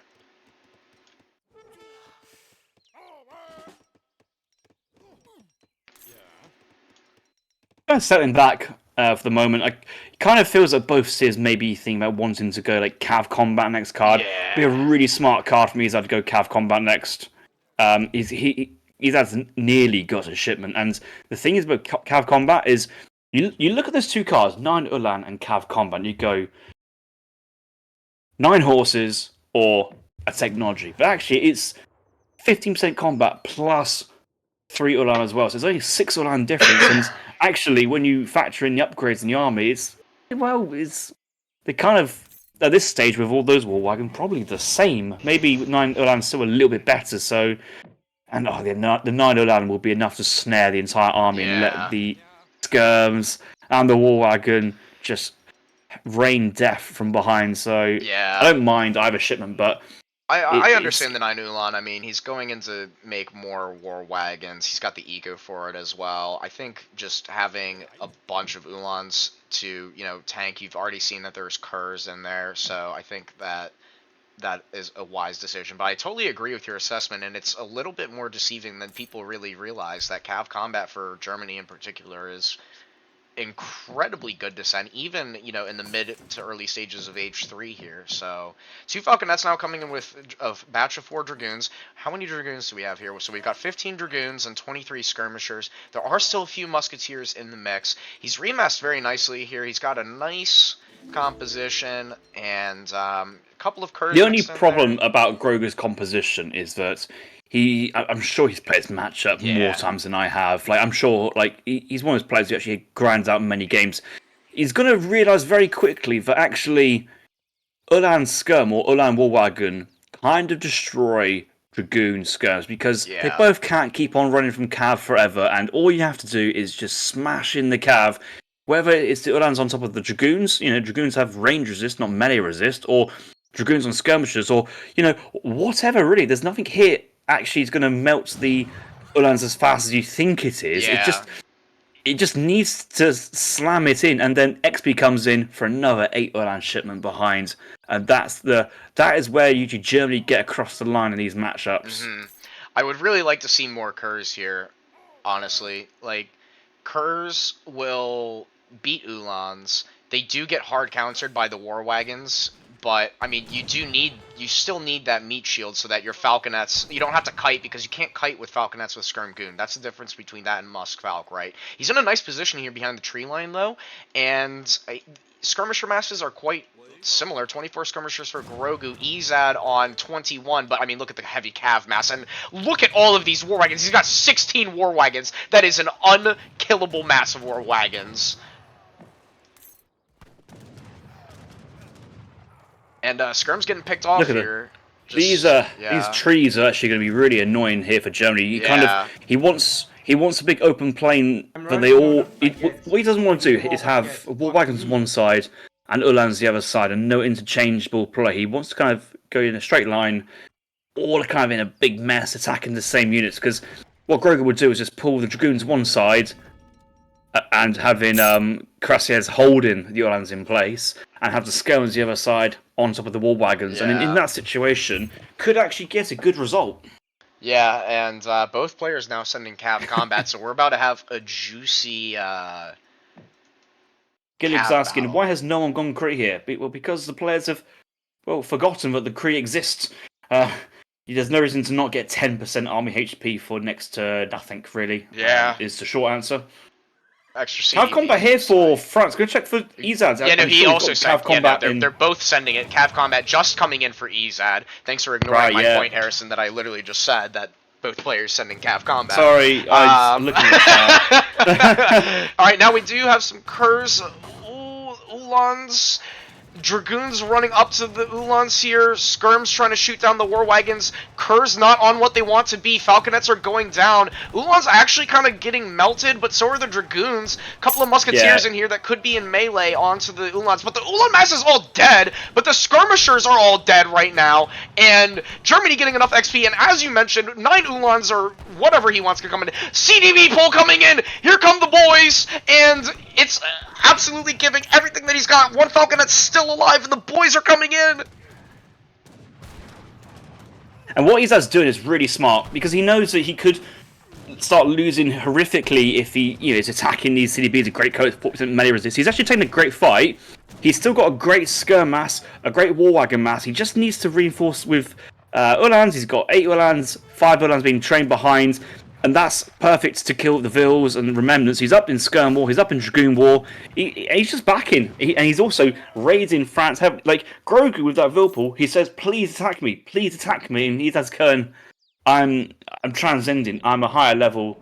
Yeah, and Grogu's like, "Well, yeah, well played." Like, Grogu was hoping for the mistake there. It never came, and well, that in a sense was his own past. Well, it wasn't really. It was a good way to get back in, but Ezad saw through it, and yeah, actually, it just kind of shows how strong Ulans are in that matchup, because Ulans are on top of the Dragoons and the Skirms, and just whittled away both the Skirm goon counts. So both of those were lower than Germany's. And Crassier's just didn't really have much of an impact because the war wagons focused them down so well. Yeah, I mean, look at the military fight as well. Population, what's that? Whew. Decent fight actually for both, but again, just the extra population and the positioning the Ulans onto the Dragoons that weren't able to kite. The Falconets had to back up. The war wagons with the melee resistance being attacked by the Kerrs, and just again picking off the 6 Kerrs relatively quickly, and then the Skirms just got absolutely eviscerated. Great game, that. Yeah, I don't think France had another military shipment to send. They might have had 7 Skirms, but Germany was sending in 8 Ulans at that point. So yeah, it was that's kind of the the real problem is the follow up and the XP income from the fighting. Yeah, and once you lose that fight, you kind of, and that they still have Skirm Goon left, it's like, alright, well, he's sending Ulans and I'm toast. I just can't beat that right now. Alright, so 2-2 all right now, and we have game number 5 coming up in just a second, and it's going to be an interesting matchup. So, Grogu here in game number 5 is going to play as the Incans. As the what? Incans. Joy. And Ezad, he's gonna go, and he's queuing up as Dutch. Hey, get on! He saved it. He saved the game. Thank you, Ezad. This be good. All right. Now let's go and find the game. Harrison, I know you've never touched Inca in your life. I have. I am proud to say I have level 1 home cities with Inca, with Italy, with Aztec, with Hausa, maybe one more, but that's it. Wow. Alright, so I'll be covering the Inca analysis then, it looks like, this game. And we're on the map Sud. I'll send you guys over to the map introduction. Harrison plays China. Harrison only plays China. I need to change my...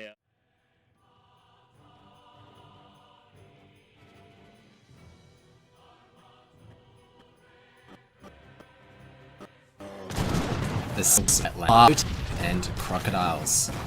Players spawn on their own island on either side of the swamp, near a trade route that bisects the wetlands.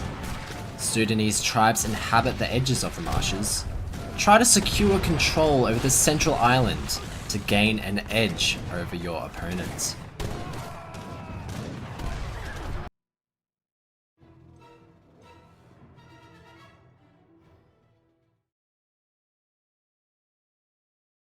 Hello, and welcome back to game number 5 in this best of 7 series in the round of 8 for the ESOC Spring Championship.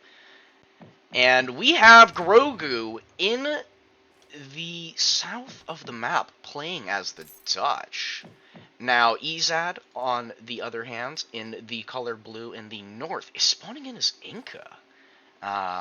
Very interesting matchup. This both very boomy, both infrastructure boom type civs. We'll see how this goes. Harrison, you're gonna tell me what you think of Dutch, and I'll tell you what about Inca, what it might do in this matchup. Oh, honestly, I got no clue. It's been a while. It's kind of from Dutch's point of view, they are a reactive civ. They really have to see what Inca are doing first. I think if Inca sits in base and booms, I think Dutch is laughing. He's loving life at that point. Could either do maybe some sort of Raider Falk H3 or FI into heavy cannon and Blue Guard's Church ability with Stradiots back in. I think both of those are winning for Dutch. I think if Inca go for the rush, like hard rush, I think Dutch can defend that, and it's a balanced game. I think maybe it's just me being noob, but the Inca FF Forward Fortress is a really strong strategy, but I don't think it's the map for it because of the marshlands, the trading post.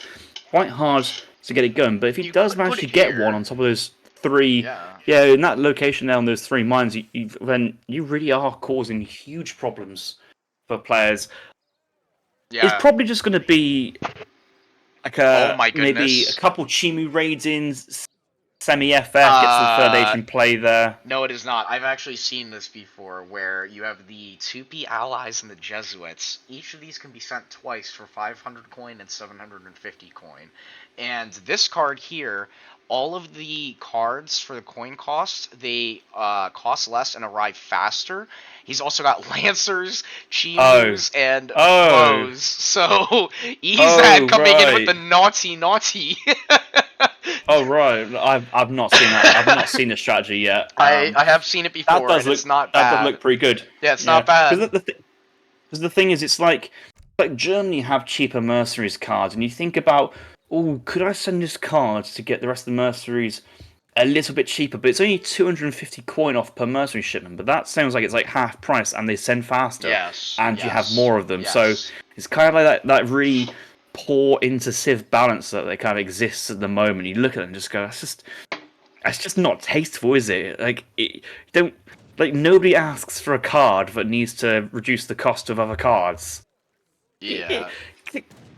Has anybody in the chat asked for a card which reduces the cost of other cards, but without being serious? Obviously, I would love to have Spy's being free, Mam's being free, Jaeger's being free, all that kind of stuff. But in an actual serious situation, it's just because the thing with the income ones as well, and like the native text is that they have quite all these temple cards, which is units and technologies, or units and eco, or units and other stuff, and they are so pivotal to how a civ plays, or how they can really get ahead if they're in a position where they can get ahead. I'm thinking of the Kotas. They have Axe Rider plus, and then Axe Rider plus 20% HP from a card, or 9 Wakina plus 2 War Huts, or maybe more Wakina. Like some really useful cards. So that's just going to give Ezad so much more tempo, get in some training posts, get the fire pit down, get some dance and XP.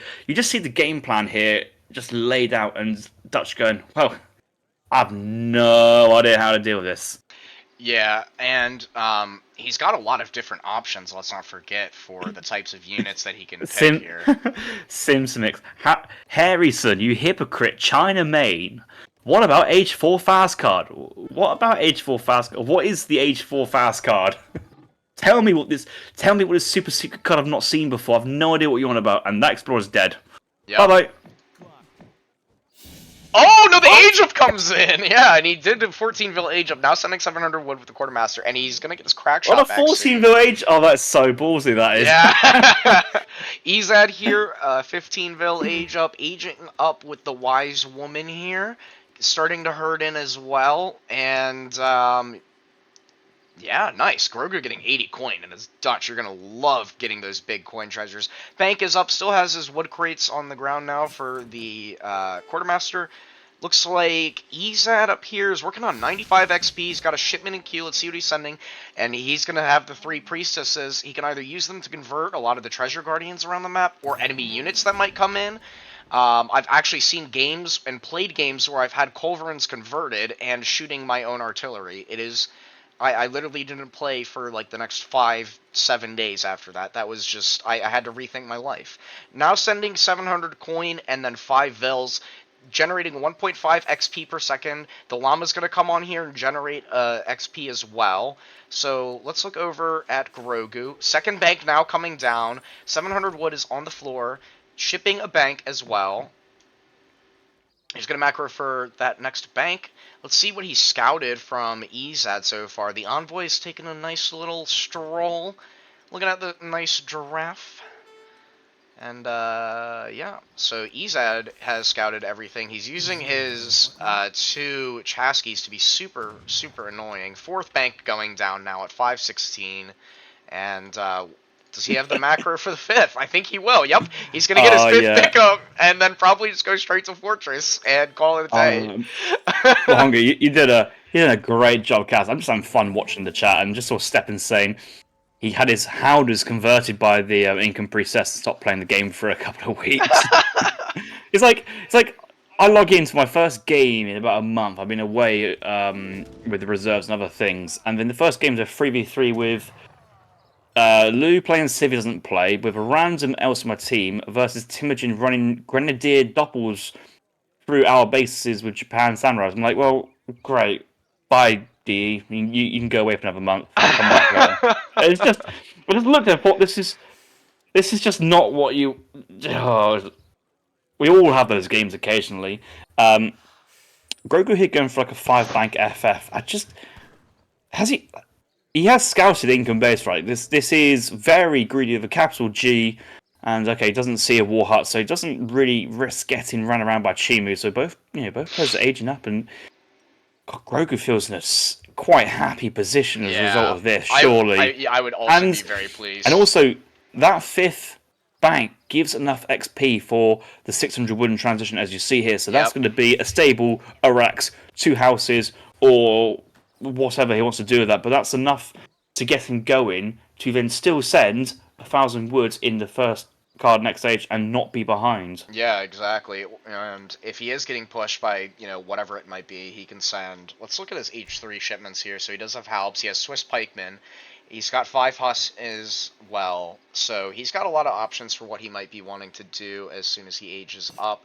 Training villagers. Ezad now in the Fortress H, and we are seeing the Imperial Unity card, #1 in H3, now going for the 190 XP treasure. And let's not forget that these Chaskies have multipliers against Treasure Guardians. He's got 3 of them here doing a nice job assisting Atahualpa Ezad.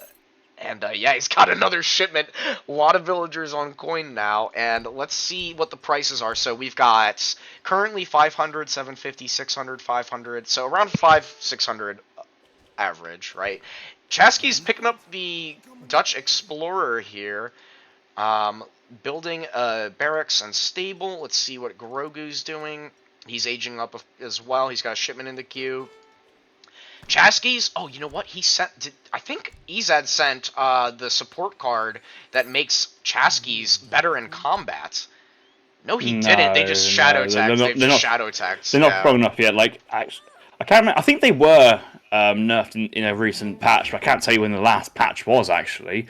They were discussing at one point. They were filthy. 2 shipments in queue now, and he's sending. How much did this cost? 375 coin for 10 Jesuits, 250 for 14 Tupies, 300 coin for 8 Lancers. Oh my goodness, 250 coin. Okay. Wow. Yes, so the Lancers, it's a 5 Lancer card, and then you get plus extra 3 for 300 coin. So it's a good card, but you've already spent a card for the cheaper price. So it's a nice strategy, and with this XP treasure just taken, you're thinking, oh, hang on a minute, this is like the one time you don't want your opponent to have a big XP treasure like that.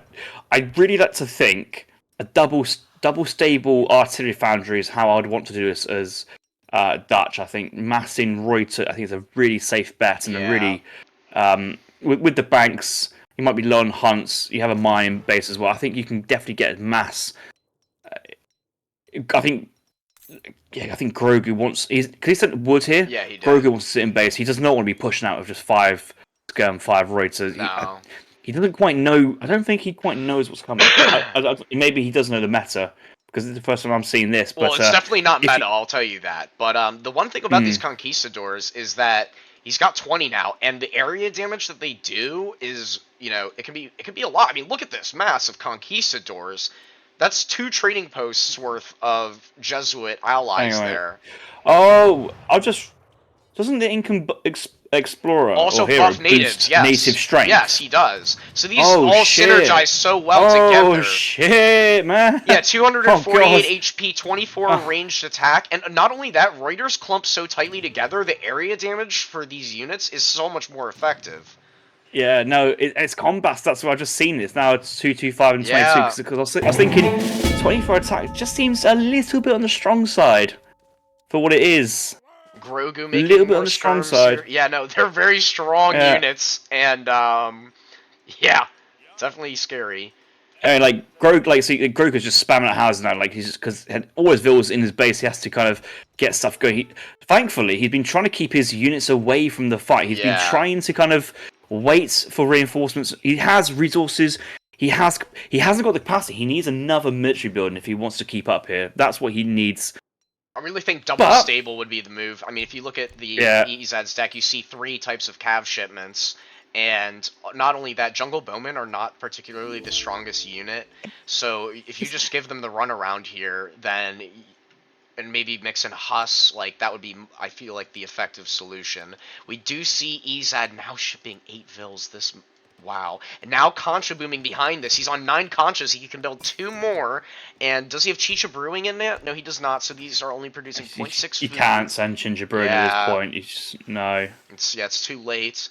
I mean, he could, at the market, go for the... Okay, no, it's different than the other native mercantilism types, so that's not a good play there.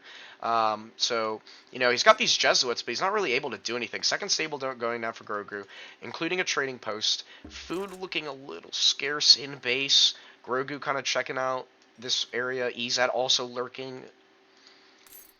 Mind Ezad's not jumping straight in, because he's got some really strong Dragoons with area of effect, so in a massive fight, they just get stronger and stronger in terms of they have more time to kind of shine with their range attack. And we also want some units in front of these, quite fragile units to kind of distract and soak up. So, does he want mass Chimu? Does he want some, like, Ink and Plume Spearman, or just Bowman just tanking on the front? Like, even Bowman out front just as the tank is not a bad idea. You got that power behind. He's going to have another card behind to send, surely. He must be... Yeah, sent the 8th field, didn't he? Yeah, so he's now on his 11th Concha house, and he's now researching elite Chimu runners. Where is his war hut? Am I blind? Okay, so he's got his Kalanka and his war hut here. Now, what he's doing is, this is so big brain, he's putting his Chimus inside the Kalanka, so not only can he pop these at any time, if, say, he's getting pushed, it's also, next to each other as well. That's and so the other thing about this is the pop gets reduced by all of the amount of units that are inside here, so he's reducing his pop by 20 here. Yeah, but come on, look at his population. I know, but really. It's just also something to consider for the late game. When you're like, yes, I got an interesting point. Yes, it is interesting. It is interesting, just something to know, Anyways, we do have infantry combat coming in for Dutch. We're on 28 skirmishers and 16 Reuters. It's now starting to migrate to the giraffes and... What is this? Oh, the gazelle, the glorious gazelle. If you don't know that video, then that just sounds really weird. No. Great video. Now going up to industrial with the type. Oh, nope, cancels it. Changes his mind. He's gonna go the Vicary, the 4-vil 300 coin. The cavalry marshal, so he's going up the Reuters. Reuters. Interesting. Yeah, I mean, to be honest, there's no real wrong way to age up with Dutch. No. Fort's good. Yep. Reuters good. Yep. 1,000 coins good. Yep. 5-vil, 400 coins good, or whatever that is. I would like to see having enough coin on the age up for mercantilism or straight into blue guards. I think is like the kind of the way Dutch plays now, but it's kind of you see. I mean, like Inca sitting back and just letting Dutch just go to the fourth age. It feels a bit odd. Like, it feels like there should be time to push. Unless Ezad once again playing the late game, going 3. He got 2 TCs down at the moment. Maybe he wants to. Oh, it's not actually built yet. Oh, that's. He's not using his hero either. What is this hero doing over here? Oh, he's building a war hut. No, just stuck there. I thought for a second it was building, right? Like, it wasn't just me. I thought for sure I saw the hammer going. I was like, what? I was about to say, I feel like I've been away for a week. Yeah, I was like, there's no way. Like, what on earth's going on? I swear to God, I saw the hammer there going back and forth. But oh my God, it is Ezad side TCing again on the last gold mine. I mean, there is another gold mine up here, but bit far. Because a person might go, oh, I might put a TC in the middle of the map for vision. For all the hunts. No, Ezad is the sneaky side TC enthusiast, and he's doing it again. 3 TCs. And the thing with Inca, too, with the Priestess, Age Up, and the Llamas, he can just go for Fertility Dance and just explode in population. But he does see the Age Up coming in. He's moving his units into position here. A lot of Chimus over on this side of the map, and a lot more down here as well. What is he going to do? Let's see what Grogu's doing with his Age Up here. Sending both factories. Can we check? Has he sent Advanced Church? I don't think he has. He hasn't. But it's worth a check. He's not. No, he has not. Okay. But look at this power. Look at just the jamming units around a trading post between buildings. There's no way those achievements really want to dive in there. There's so many Reuters. And the thing is, Grogu, what he really wants to do is just stop making units and just get Caribbean Reuters as fast as humanly possible. And that's exactly what he's macroing for right now. He's trying. He might be buying around or selling. Yeah, it's a lot of. Until I see that tech being researched, I'm on edge. Why is he pushing? I'm a little confused and concerned for his well-being here. Chimus are lurking, and he's going to pick up some Chimus, which is quite nice. So. Well, the Explorer top side's just seen more Chimus as well, so I think he's now got a bit more idea that there's a lot of units around. Yeah. Just getting surrounded by this huge mass. Grogu's realised actually that he's wanting to tech. He's sending factories, waits for them to get built. It's kind of. He doesn't need to push out. I think it's kind of I won't say the tournament nerves, but he kind of feels like, oh, I could.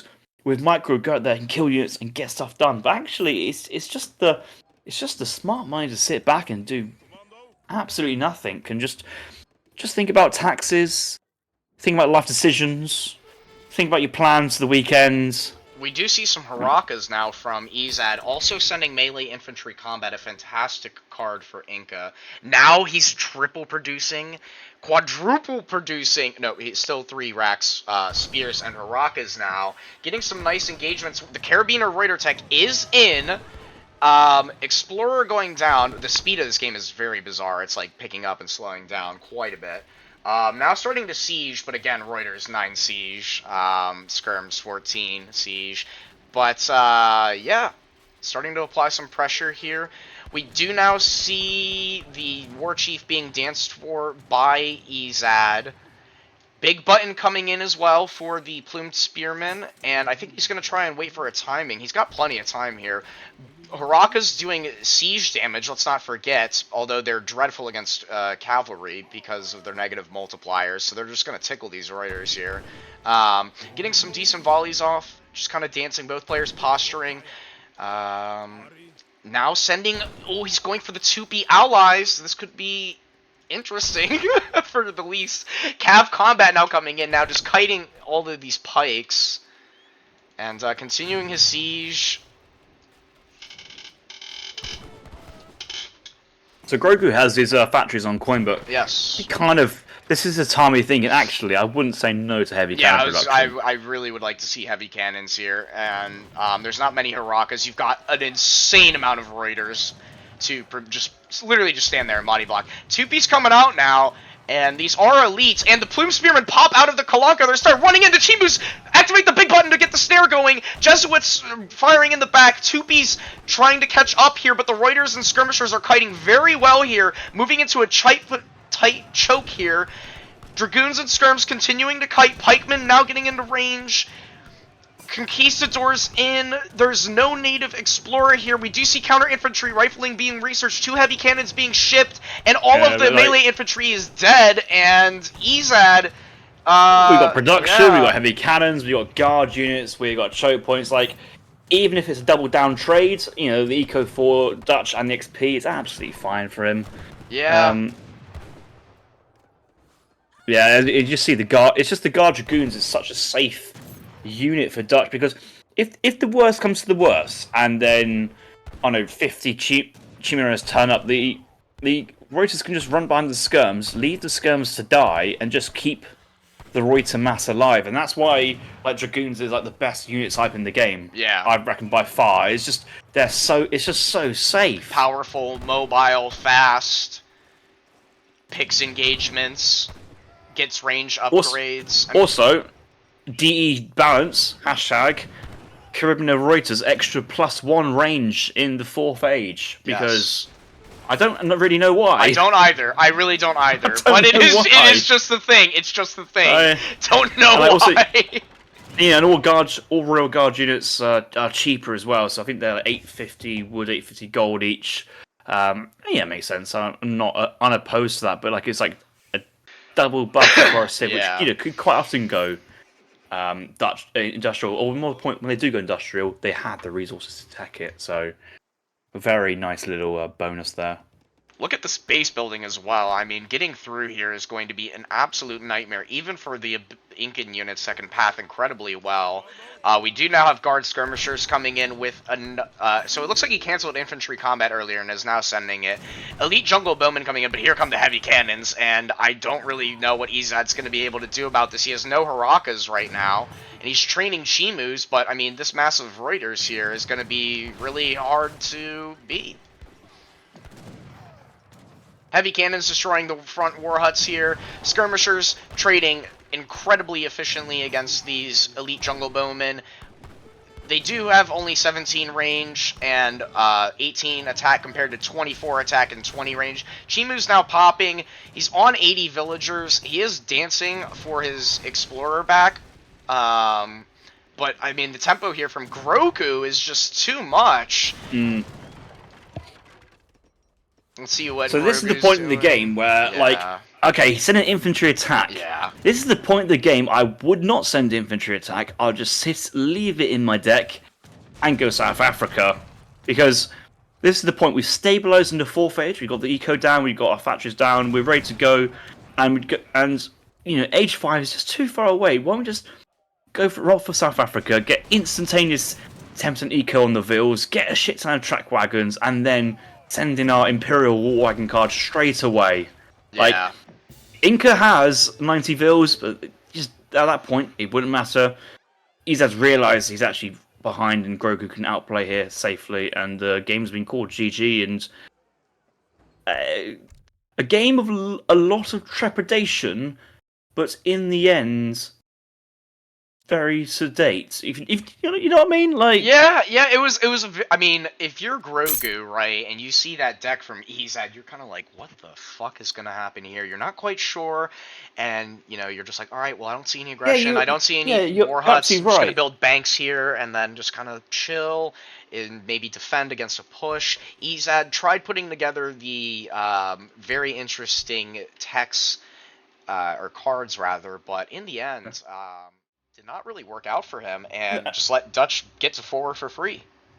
And the thing is, so you're saying, like, okay, we can send all these cards back to back for the aggression, but he only sent in 2 coin-based cards after the cheaper tech in the early part of the game. He then went for 8 vills. I think he went for a regular unit batch.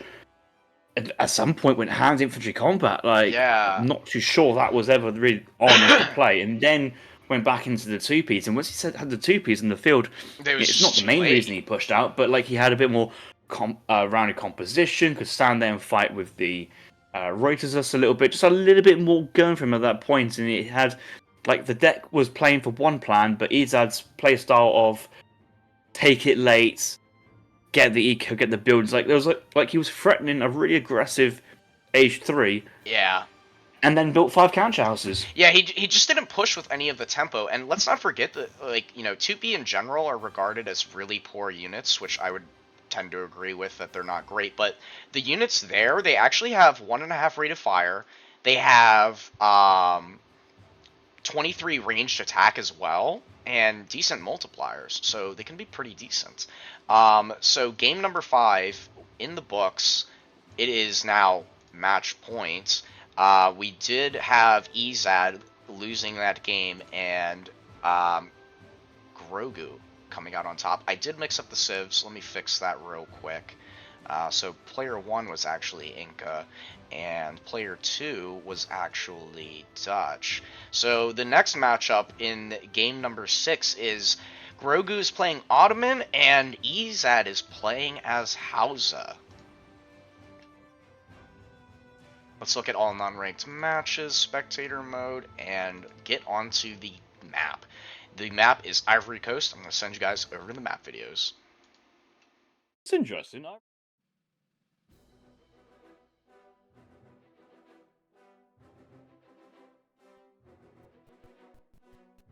Region coast with trees and lagoons, which give way to grassy plains and eventually a plateau. The Ivory Coast is an important hub for trade. The naval trade route connects Africa with Europe and the Americas, while its counterpart on the mainland connects the coast to the savannah, and controlling these routes is critical for victory. The land trade route bisects the plateau in the north, so each team has access to easily defendable resources away from the water.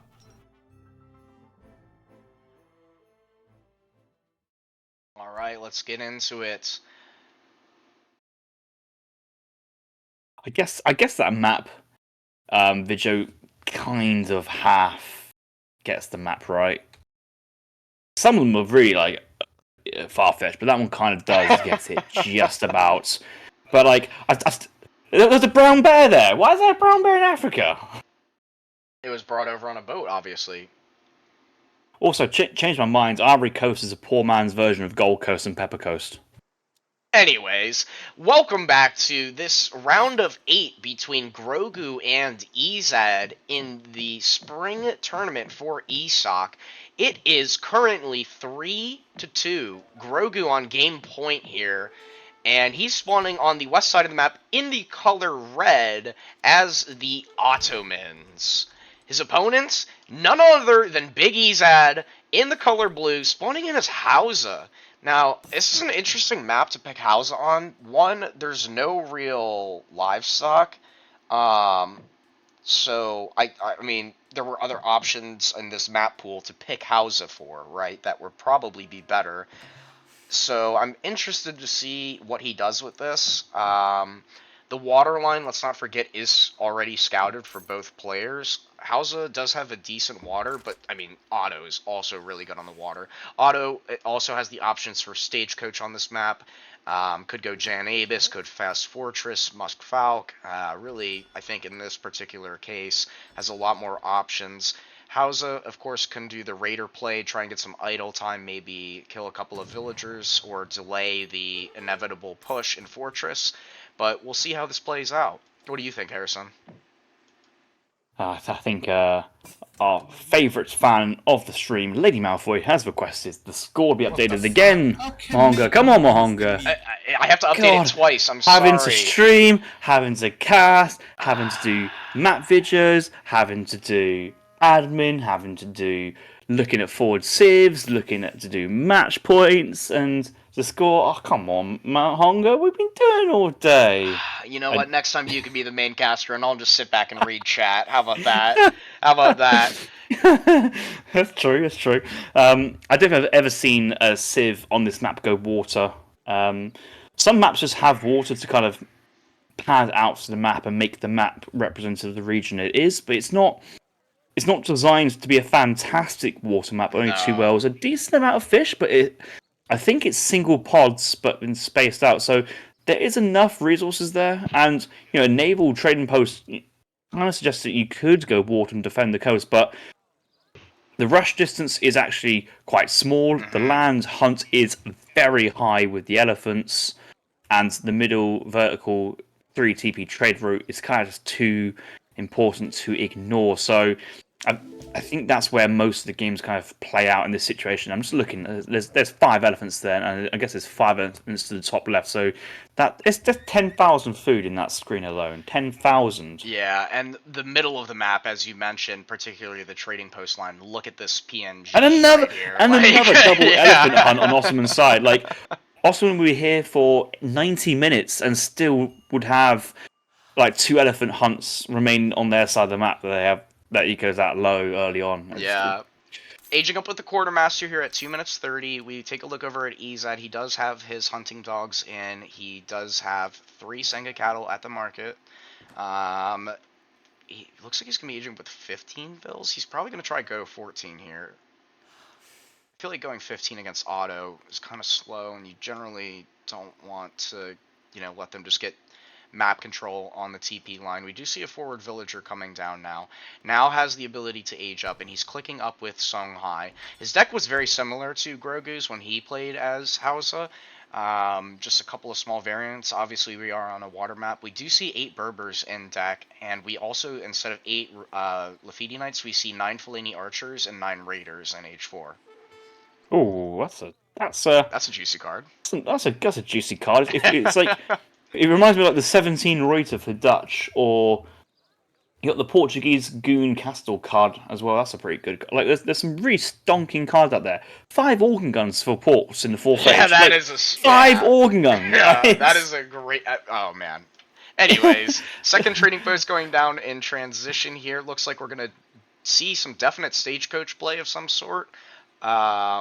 Yeah, I tell you, like I don't play. I just don't play Otto. I never did an RE, never did an EP, and Mhm. never. I just never really have got onto it. And I think it's also been part of my reason is it's just always been snarled upon as like an absolute joke of a civ in terms of always really good, or always really easy, always really lame, always like teaches bad values. Like you see some players like Caverna sitting around the 1400 or just having a great time. They play Ottoman, and I'm nearly losing to him regularly. All right, let's not get any Caverna slander here. No. Also, you're just trash. So I've got let's another not. Let's 30 not. minutes. Let's just. Yeah, you're just poop. Honestly, sounds like a skill I issue. reckon the thing with Otto, I think some of the builds are really safe and good executable. I think one of the better builds that Otto can do at the moment these days is just a really safe. It's a 5 700 gold, drop down a stable, 5 Delhi semi, Oh and that yeah, it's gets you into the insane. next stage. And I think versus Hausa, yes, they do have the Jav Cav, but if they open up with Raiders themselves and try and kind of do the fast shenanigans to take down your trading posts, your Delhi is there just to push them back, and you just age up and you just play on from there at that point. Yeah. We do see Palace of Amenia coming in with Placer Mines. First Raider is in the queue. We did see Grogu sending 700 wood here. Let's see what his follow-up is. We do see Stagecoach coming in. He's standing next to the 3rd trading post. I think he's going to get that after he gets his batch of Janissaries out, and then like the Stagecoach will just pay for the 3rd TP on its own. And yeah, it looks like we're just going to get some classic Jan play here on the Stagecoach line. Yeah, so for me, the real question here is he's got Janissaries, great, but you've got to pair it with another unit type, and Yeah. I feel that the meta really. So I see the stable coming down, and I feel quite happy to see that because I was worried if it was going to be Jan Abus. I was really worried because Jans they're not that good versus Cav these days, and Fulani Archers are really good. Like a Fulani Archer Raider should really win versus Jan Abus over the long run, and oh my god, look at the vills, they're getting paffed around by the elephants, the trees. One vill goes down, and one vill is still alive nearby, so that building will go up, but that's a nice little pickup, That and delays is. the first husk batch as well, which I think is actually quite important. Fulani have been sent, and units are on the way, and the batch have been trained as well, so those Jans may be at risk. I don't know. I mean, he's got his 3 state TPs on food now with the 700 coin in the bank. Raiders are looking around the back of the map here, but not going to find too much at the moment. Now sending 3 Delhi and getting an 8 Delhi timing most likely here. On 15 villagers. Let's see what Ezad is doing. He has now dispatched his Songhai Big Button, so he's got 7 raiders out on the field. He's got 2. Ooh, that was a pretty poor batch there. He could have easily sold cattle and built a house and made more Fellinis, but now 9 more coming in, training javelins behind this. 18 villagers. He's on, again, 2 Senga cattle and 180 influence. So he's got a pretty decent 3-piece composition coming together now. Yeah, but that's a problem this for army here Otto. from Grogu, I think, is A, spot on, and B, going to just absolutely surprise Ezad with the food income, the stable, the 3 deli shipment as well. I think that's really nice because man. It's an 8 cav push with Musk behind, and the pause micro comes up from Grogu. Oh, the pause micro! Oh no! The click left, the click right. The splits are coming in as we speak, but yeah, this. He's on match point as well. He needs to grab every bit of advantage as possible. We do see maybe, so he'll get out another Janissary. Yes. The last second. Oh, I'm gonna miss my jam back. Let me pause and start there. Spam the build jam button. Oh, you know what? This trading post actually is going to give him an extra 40, so he's going to be able to make 2 more with this pass. Oh, and you know what as well? He's probably checking, have I got my mosque? Have I got my... Yeah, there's 2 days. They instantaneously went on 2 rares nearby. Not even like, oh, with Zeb moving after got to death. Straight there. I love the mind games in the match point here for if Grogu wins this, Ezad is out. Ezad's out. That is Grogu huge. Wins this. Yeah, and these. You know what I'm saying? Like this is a huge game here for this tournament, and it's the round of 8, and both of these guys are absolute tanks. Let's like. I'm putting players. To Grogu pauses again here. The advanced strategies. Oh, if only England can use such strategies in the Euros, we might actually win something. Mate, I don't know if you were here for my last ESOC stream, but I was talking about the Euros, and mate, you don't want to see my bracket. You're not gonna like it. Your bracket? Yeah, I made a bracket, of course. Oh, what civ do you follow? Jesus Christ! Oh my God! You did not. Just Turkey turns up. They still have the Ottoman flag, but just spies turn up on the pitch and just maraud everybody. Oh my goodness! Oh. What civ are you picking to win the Euros, my brother in Christ? Go touch grass, please. I'm begging you, just go touch grass for 10 minutes and come back. What I was saying before we got a bit sidetracked was actually like, if there's any civ you just didn't want to see on match point was Otto. Like, they're just so strong, well-rounded. Like, yeah, they can do anything in the last map against any civ. Like, you can't really counter-pick them. Ezad is up in score, but I think he's... we're saying House over score, but I think he's just behind. Mm-hmm. He's just behind at this point. Yeah. What will get Ezad back in the game is some really strong micro, and with long range flyers, there is possibilities, but you need the Raiders to block the hand cav, and actually the Jav Riders might be a case to get the Jav Riders in melee versus delis. They do have a 4.5 multiplier in melee, so they would do 45 attack, and bypass the range resistance of the delis. But like, then they're also bypassing their own range resistance against a 1.2 rate of fire deli. So it is an interesting concept to think about. Another thing that he should do is make sure he keeps his Explorer in the same control group as the Dragoons, because he actually has a multiplier against heavy cavalry. Is Explorer slower than the Jav Cav, though? No, they're both the same 6. Oh my god, really? Yeah. Strange. Fair enough, makes sense. Whoa, the Deli have snared, and this is kind of like committal. This is he's just going for it. Has to. Yeah, but actually, the Explorer was getting snared, and the Jav Riders did a lot of great volleys, picking up 4 of the delis here. Now Fellini can just 4.5 movement speed with their great fire animation, just kind of like walk behind and just kind of kite him forever. Azap's in the mix too. Did he ship Azaps? No, he's making Azaps. I like this. I think this is a great idea. because one, Yeah. they just do well versus everything in this composition.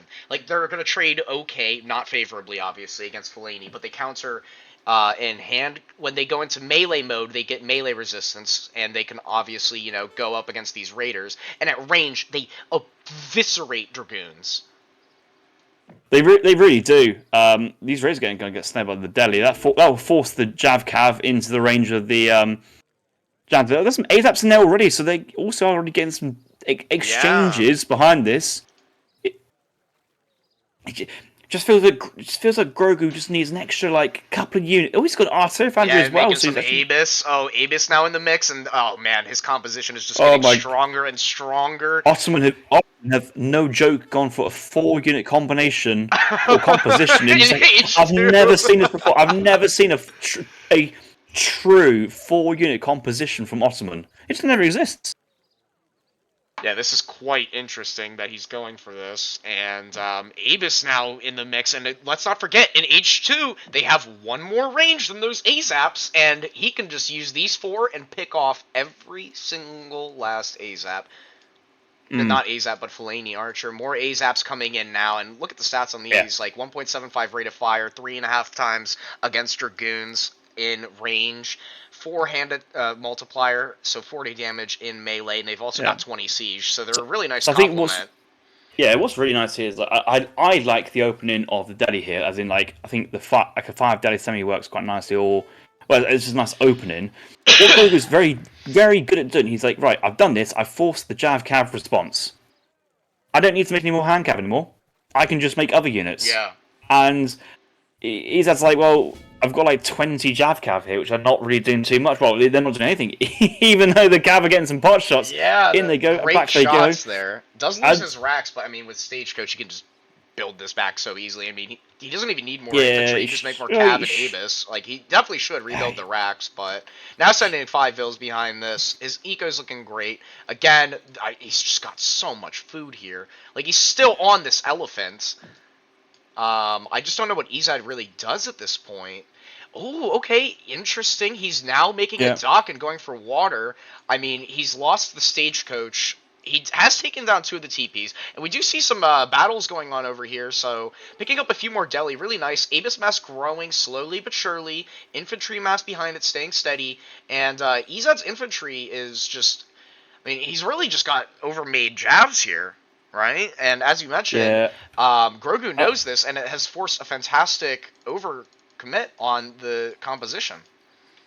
Yeah, I think the issue as well is having to rebuild that barracks means he's not rebuilding the trading post, which means he's getting less income, less eco, and that kind of exponential getting back onto the train line. At the moment, because he has taken those 2 TPs, you could argue that Grogu's eco has ground to a halt until he gets all of them back in, so he can then reinvest those resources into units and not retaking the stage line. He's kind of given up. Yeah.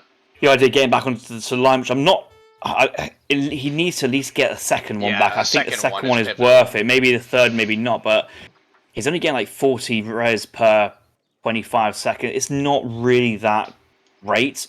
Right, Ezad's now on the water. He's getting cows every shipment. So his eco's not too bad. It's not at all.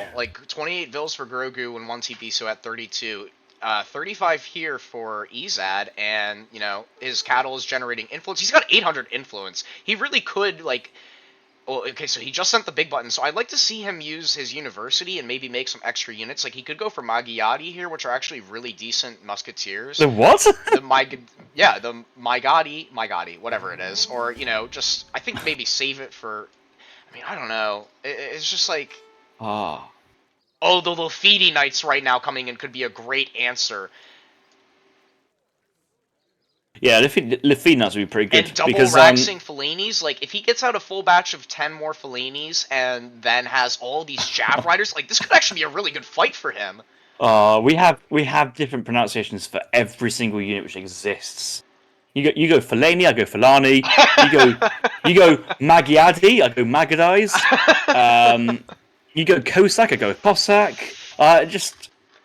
You're meant to be American. Are Americans aliens? Like what? No, British people are. And oh, nice little full Yes. trick there, getting the infantry and cav into the front. Azap's now in melee mode, right where they want to be, mixed in with the Janissaries, and the Javelin Riders attacking a lot of the infantry. Avis now kiting, and he's... Oh, nice drag box once again. Ezad staying a little too long there, losing a lot of the units. And where are the Lafiti Knights? Those Fulani archers are just going through the Janissaries with their multipliers. The Raiders are just tanking range damage. Yeah. Abus, they got to focus on the right damage, and Here come the all Abus says. There's no anti-cav, and the Lafiti Knights. Oh my goodness, there's only 8 leads left, and the Lafiti Knights are gonna come in and clean up here. Ezad making more Raiders and cav behind this, and oh man, what a push here. And he can now. I've got no words. GG has been called. What a comeback! It is 3-all in this best of 7. We are going to game 7. What a play by Ezad there. I really thought Grogu was going to run away with this one in the bag. Slowly but surely whittle down the trading post line. And yeah, really nice play there. Wow. I love how you're in the zone. I'm just sat there reading people texting out phonetics, thinking that doesn't tell me anything. Shake's going, by the way, a Hong Pai, it's Fu Lei Ni, or it could be Fu La Ni. Angus is saying it's Ko Sak or Ko Sak. I don't know what you mean when you're typing CO-Sak. Like I know what Sak is, but I don't know. Yeah, I mean, yeah, that was. I'm distracted. I can only think of. Alright, Ezad coming in victorious, and surely he was not going to go away in just a series of 6. He for sure was going to come back for game 7, and we have the Civilizations. And Harrison, you want to guess? I'll give you a hint. It is a mirror. So I'm listening to. Oh my god, whatever. All right, it's an Ethiopia mirror. Pronunciation, and it really is halfway between Cossack and Cossack. It's like Cossack. There's a little depth on the O there, but it's like half and half. I hate this so much. But the American just says Cossack though. It's so different. There's no There is All right, ladies and gentlemen, we're going into the next game. I'm going to cut Harrison off there with his shenanigans. We have a game number 7 against Ethiopia mirror. So let's get the scores updated here. All right, and let's get you to the game.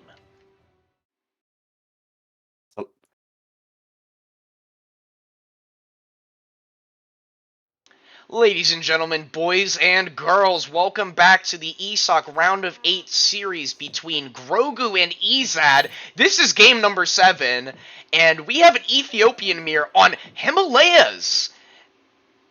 Now, Harrison, I'm assuming your home city for Ethiopia is level 1, so I will, Whoa, why on earth are we playing Himalayas Upper? What? Yeah, no, not the trading post line Himalayas. We've got, just the flat plateau. Oh wait, there's double yaks. There's 1, 2, 3, 4, 5. 2, 4, 6, Is that 8. 12 yaks? Yeah, there's 12 on the map yaks already? on this map, and both players spawn with 2 near their base, and Ezad here in the color blue picking up 2 more, and yeah, both players doing their homework. Let's see how many Grogu has. He has 2, and he's getting 2 more. Hold on. Even Josh is confused. Is this actually on the map pause Himalayas Upper, or is it they got the wrong one? Oh, they got the wrong one. So I don't know what we do here. Do we communicate to them that the map is wrong, or do we just let them play on? That's up to Josh here. Like, I mean... do you know the crazy thing is, like, whoever wins is going to say, but I think it's okay. We can just play this game and count the result of, oh, I've just won. Oh, well, it means I guess I'm through to the next round. Who knows? Yeah, I mean, surely it had to have been to the Himalayas with the you have to leave at this point. Yeah, it's... Because in short, No, it has to be him and Zappa because they both picked Ethiopia. Yeah, I mean, particularly for this map. It kind of seems like Ethiopia with all the cows and livestock on a map with livestock. If they, it, it probably was made for it. So I assume we're all good. Yeah, we do see a Grogu here finding a nice 80 food treasure, nice micro, pulling the treasure guardians closer to him to get a few extra free shots for his chaos ability to take a little more effect. Yeah, And, it's defo Upper Himalayas, panic over. But who decided out of all the maps in this game, we're going for Himalayas Upper instead of some of the European maps? Like, I don't mind it. I don't mind it. I mean, we don't have many non-TP maps in this game in general that are played frequently, and so I really like this. And it's going to be interesting for players to consider for their civ picks throughout the tournament. And just missing those 2 yaks. So both players both have 4 at their base. Oh no, I take that back. It looks like Ezad got 6 and Grogu has 4. So there's a chance here, and if Ezad finds these 2, that could be a huge Age 1 win. And it doesn't look like he's going to see it. Alright, let's go over. Trinity is in for both players, so that's the 2 villagers and the Aben. Let's look at each player's deck while we're going through the slower Age 1. And we're going to take a look at Ezad's first. So he does have Tabit, a great card. We do see the 7 Cannoneers, yes. And we also see Jesuits and Somali allies, as well as Shoto Water Combat in H3, followed up in H4 with several powerful unit shipments. If we take a look over at Grogu, he has pretty much the same deck, although this deck is a bit different. H4, he has Ethiopian ranged infantry attack and hit points increased. Otherwise, I would say it's pretty much straight mirror. Does have the Somali Easters, which I think is a notable card difference. I think we will be seeing those at some point. They are just good. They They both have ESA warriors, yeah. Yeah, and it's also, you can kind of get a sense of Ethiopia's best unit has to be the Shoto warrior and the Gas Kenya, and you're kind of thinking, actually, Gas Kenya Shoto is not a really bad combination versus each other in the mirror as well. Yeah. You wouldn't be going Jav Cav, Neftenia in the 3rd age up. They are quite expensive and very tanky, but not that damage dealing. And it's in the sense of, it just takes a couple of Shotos just to ruin their day before they've done their business. Oh, unfortunately, these yaks are going towards the granary, not on the livestock market. They could be fattening and getting a lot more value, so hopefully he sees that. Wait, what? Yeah, they did you see the rally marker was here, and they came onto this. At what point in the granary does it say it also attracts in herdable animals as well? I don't know. It just says huntable animals, not herdables. Yeah, I don't know. Maybe he's drunk again. Anyways, what treasure do we have here for Grogu? 120 food. My goodness, that is huge. And we do see a difference in the build order already. Grogu aging up with the Jesuits, while Ezad is aged up here. It has come in, so he's doing Habesha age up, which is the coin and the camp builder here. So he's starting off his build with 4 villagers. Let's see where he decides to put his mountain monastery. I'd assume towards the middle of the map to get huge line of sight. We do see some vills herding around the map, and nice mountain monastery over here. Aben is gathering from this. So if we take a look, right, his line of sight is really solid. And the mountain monastery is going to go here. So these 2, believe it or not, will likely connect in line of sight. We take a look over at Grogu. There are a lot of coin mines in this map. There are. Just look at this. So many. Yeah. In-base 2 in-base. I guess they're both silver mines. They're both silver mines. You got 1, 2, 3, 4, 5, 6, 7, 8, 9.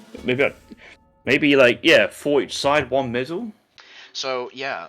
And it looks like we're going for a fast fortress here by Grogu, potentially. We do have the coin and the XP, or excuse me, the crates of XP and the church coming down now. We do see 700 coin coming in, followed by Big Benny. If we take a look over at Ezad, he's now getting snares, and he is got his 4 vills shipped in. So it looks like neither player's gone for the Sudanese Right. early Red Sea wagon into double racks, kind of like all in kind of Gas Kenya Shotel mass Yeah. play. It does look a bit H3 based. Now, I think if there's going to be a civ you can do that against, I think it would honestly be one of the Africa civs, considering that they don't have Minutemen, right? Like, they're not going to spend influence on these huts to produce units to push, so it could be very effective, but it is match point in Game 7, so I feel like both players are going to try and play it safe and, you know, try and get into the longer stages of the game and not risk having such a big all-in just to, like, lose to an H3 power spike or something of the sort. So understandable from both players' point of view. And we are seeing the Fast Fortress by Grogu here. He does have Big Benny, and look how thick that is. Harrison, is that you? And unfortunately, my mum's gone on holiday. She said she went to the Himalayas region, but I said, is oh that my you, God, not your mom? And that's my you mum. Just, oh, bro, no. My mum's on TV. Hello, oh, mum. no. Oh, yikes. Oh, God. And we are aging up with the Portuguese. Oh, are we going to see organs? Ezad here, got crates on the ground. Looks like he's macroing as well to age up, but is a bit slower. Now, again, those crates of XP along with the church really did drive forward the shipment progression to send 700 coin into Big Benny. Big Benny now been eaten for Grogu, and he's put it into, it looks like wood, and he's putting down a load of infrastructure now, getting 2 houses and a war hut, or excuse me, camp, wrong civ. Ezad over here. He's aging up with the Portuguese as well! And he has enough influence to go for the fast age up. So he's researching that fast age up tech from the Mountain Monastery, now starting to make some Gaskenya as well. And, yeah, so quite interesting. We might see an organ gun mirror here. Maybe crossbow Isn't the organ mirror? gun tech organ gun for each mountain monastery you have on the map? Yes, it is. Kind of gets the sense that neither player wants to engage in any H2 fighting. No. To not encourage the other person to make units, so that all the mountain monasteries stay up, so they're both sending like a full organ gun mirror. I mean, yeah, that might be what we end up actually getting here. Ezad using his Gaskenya and Explorer to pick up 75 coin. Now, Harrison, I know you're going to love this fact about the Ethiopian Explorer. He has a multiplier against heavy infantry at 16 range with 6.75 movement speed. Oh, why? Because Huh. Shadows coming out here for Grogu. Ezad has aged up. He's shipping Neftenya now, training Gaskenya, canceling Gaskenya, sending Shadows, and yeah. Nice. It's not classed as a rifle rider unit class, so I don't even know how that works. Oh well. There's things which do matter in life and things which don't matter in life. There's and things one you ask, and yeah, you just don't ask about this. Is the multipliers on a unit which does like 12 damage, so I don't overly. I mean, 18 damage with 400 HP and can kite. It's not terrible. Not terrible. 10 Gaskenya out on the field for Ezad. I Grogu think shipping I gotta say as well. though, surely the weirdest unit in the game has to be the Sebestible Mortar, because I struggle to see why it's so good versus buildings, very good versus infantry, and woefully diabolical versus artillery. Even though it shoots a cannonball at the artillery. Well, it's easier to dodge the cannonball, and it's also much slower. We do see some Shadow raids, but getting countered by other Shadows coming in. Elite Shadows in for both players now, but the masses are in favor here, and Shadows getting sliced up. Why is it when you say shuttle, but I say shotel? Harrison, you know, there's just we are the same, but we're also just not the same. Where's Widgie? Where's Widgie when you need him? Ooh, Ezad picking up a 30% HP treasure for his hero, and Grogu spotting all of these Abens. That's 10 Vils right there. Let's not forget an Aben is effectively 2 villagers on a mine. Oh, is it Aben or is it Aben? Aben. Doesn't matter. We're gonna have to do a poll on this one as well. That's actually a great question, because I say both. Grogu now shipping more shuttles and training shuttles. We do see the elite Gaskenya catch out Grogu's Explorer. Ezad double raxing Gaskenya, or excuse me, shuttles, and now sending 9 Gaskenya behind this. Yeah, it's definitely Aben. I don't know, actually. I don't know. I'm just not thinking straight. A boon. I'm just not thinking straight. And one thing that I love, the shuttles over here still getting healed by this mountain monastery. Just lovely, isn't it? You know, 38 range healing, all units during combat. Fantastic. All right, we do see Socket Bayonet coming in for Ezad, and you know, it's going to give him an extra multiplier, obviously, for his spears. Equipping a javelin onto your spear is going to be a big difference, you know. I've always found that to be so funny. Anyways, so Grogu here now also making. Oh, he doesn't have a lot of. He's got a lot of shuttles, but you know, there's lots of Gaskenya here and shuttles as well. So both players kind of making similar compositions. Now getting infantry breastplates. What does that affect in this? For some reason, it boosts the Gaskenya. You're shitting me. No, I think that's what it is. No, it's Shotel's. Yeah, it's Shotel's hand infantry. There you go. Oh, I guess that's makes absolutely sense. It's absolutely stupid. So but wait, do they also get affected by cavalry Kuros? I don't think so. I swear, if they get 2 upgrades at the arsenal, that would be a problem. Let's see. Hand cavalry, so no, yeah, they don't. That's interesting. Are you looking at the chat right now? No, I don't see the chat. Manga. So there's this person who's coming with a massive tick called Give You Anxiety. And guess what? Guess what he said? What? How is Ezad tied to some no-name scrub? Oh god. Oh god. Anyways, we do see Grogu now sending 8 Jesuit allies, and they are going to Shadow Tech. So, very powerful. Sebastopol Mortar is on the field for Grogu. Ezad here. Looks like both players just massing, just kind of taking their time. Decent massive Gaskenya. 30 elite Gaskenya there. That is a lot. So you can see this real kind of like Gaskenya Shotel competition heavy here from Ezad. He's got a couple Neftenia to try and, I guess, pick up some other Gaskenyas. But from last time I checked, Grogu's going for more. Well, he did start off with Neftenia and Shotels, but now has gone into the Gaskenyas itself. It is like a must-cuss mirror on stories. There is a Sebastopol Mortar, which actually might do really well, especially versus a Neftenia and Gaskenya. I don't see the mortar from Ezad's point of view. No. This is defender's advantage. Yeah, and not only that, Grogu has the better XP curve. Oh, Conquistadors are in there as well. Yeah, they both sent and Conquistadors for Grogu. Yeah, they both sent Conquistadors, and the fight is engaging. And the shuttles are now trying to run around the side of the Jesuit and Gaskenya. The Sebastopol Mortar targeting the units. And, I don't know what's going to happen here, to be honest. Shuttles on shuttles. Don't forget that Grogu is getting healed during this battle because he is near his mountain monastery. Jesuit allies sniping down some of the shuttles.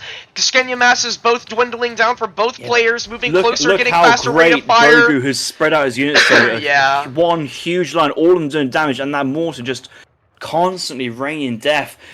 Might have got more shots on or more damage if he went to the explosive shot from just standard shots. But what a fight there from Grogu.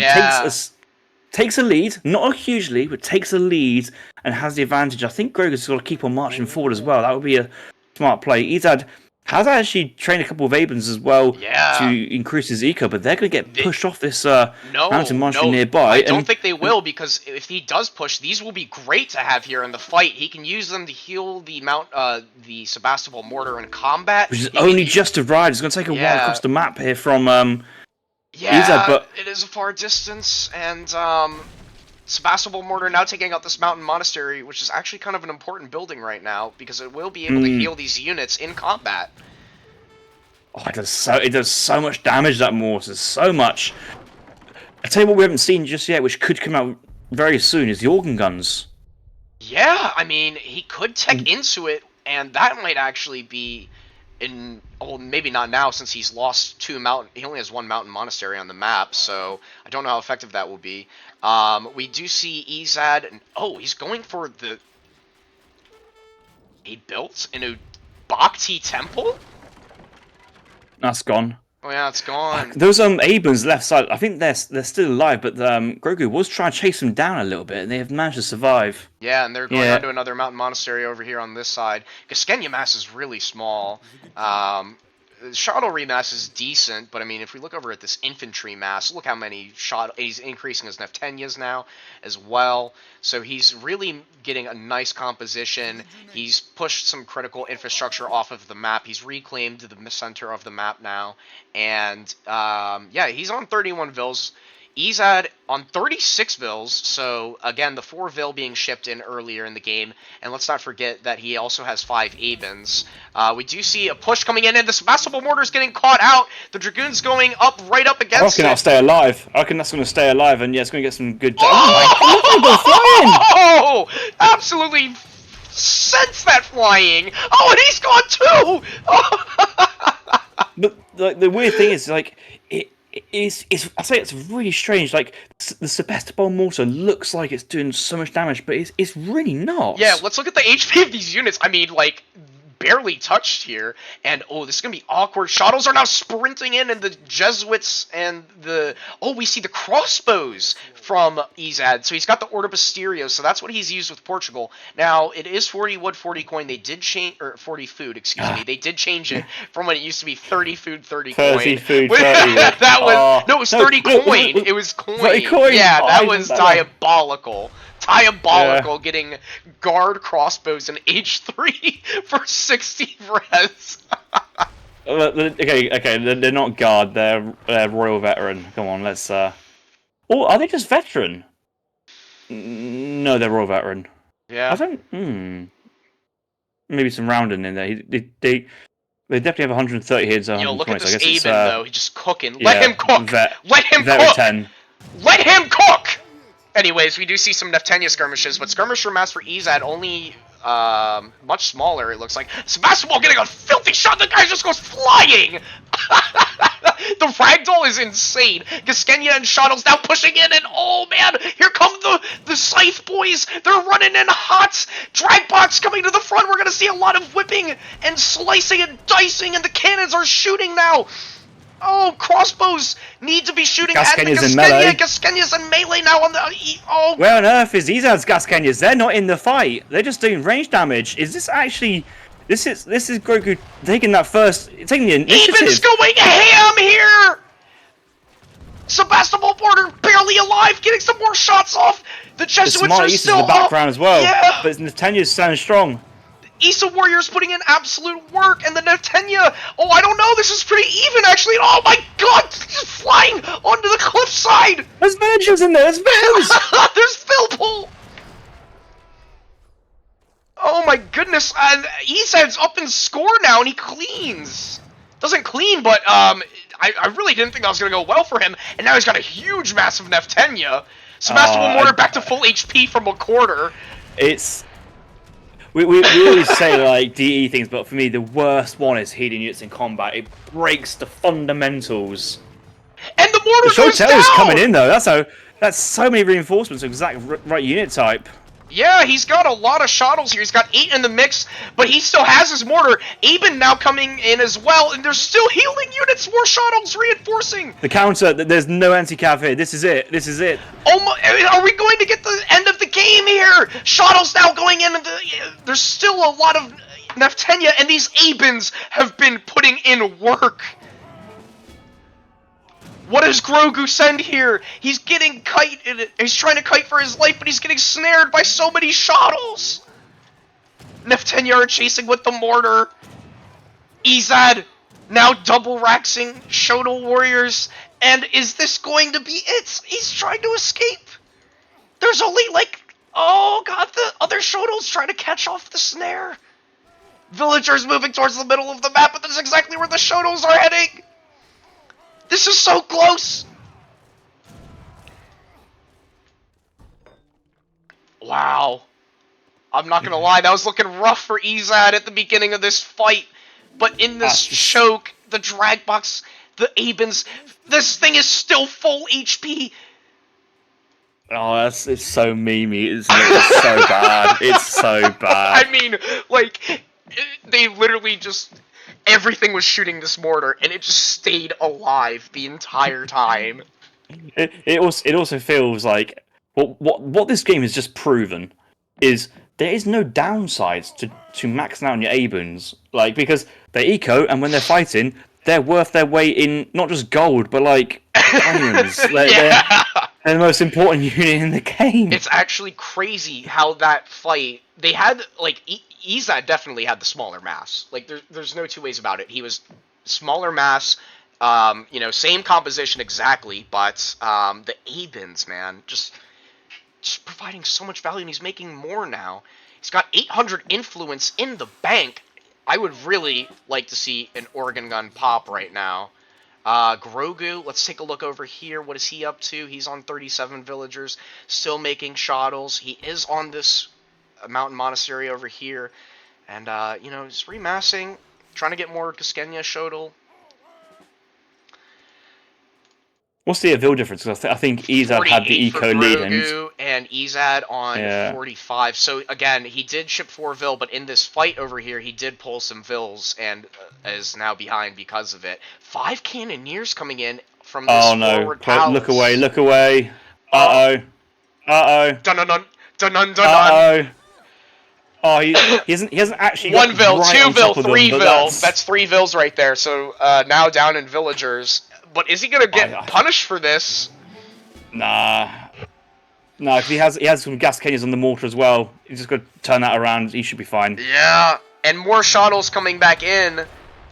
Nice little raid there, and escapes quite nicely. Shotel combat coming in from Ezad. I think he's just waiting for Shotel combat, and probably Grogu's thinking of that card as well. I mean, he has to be.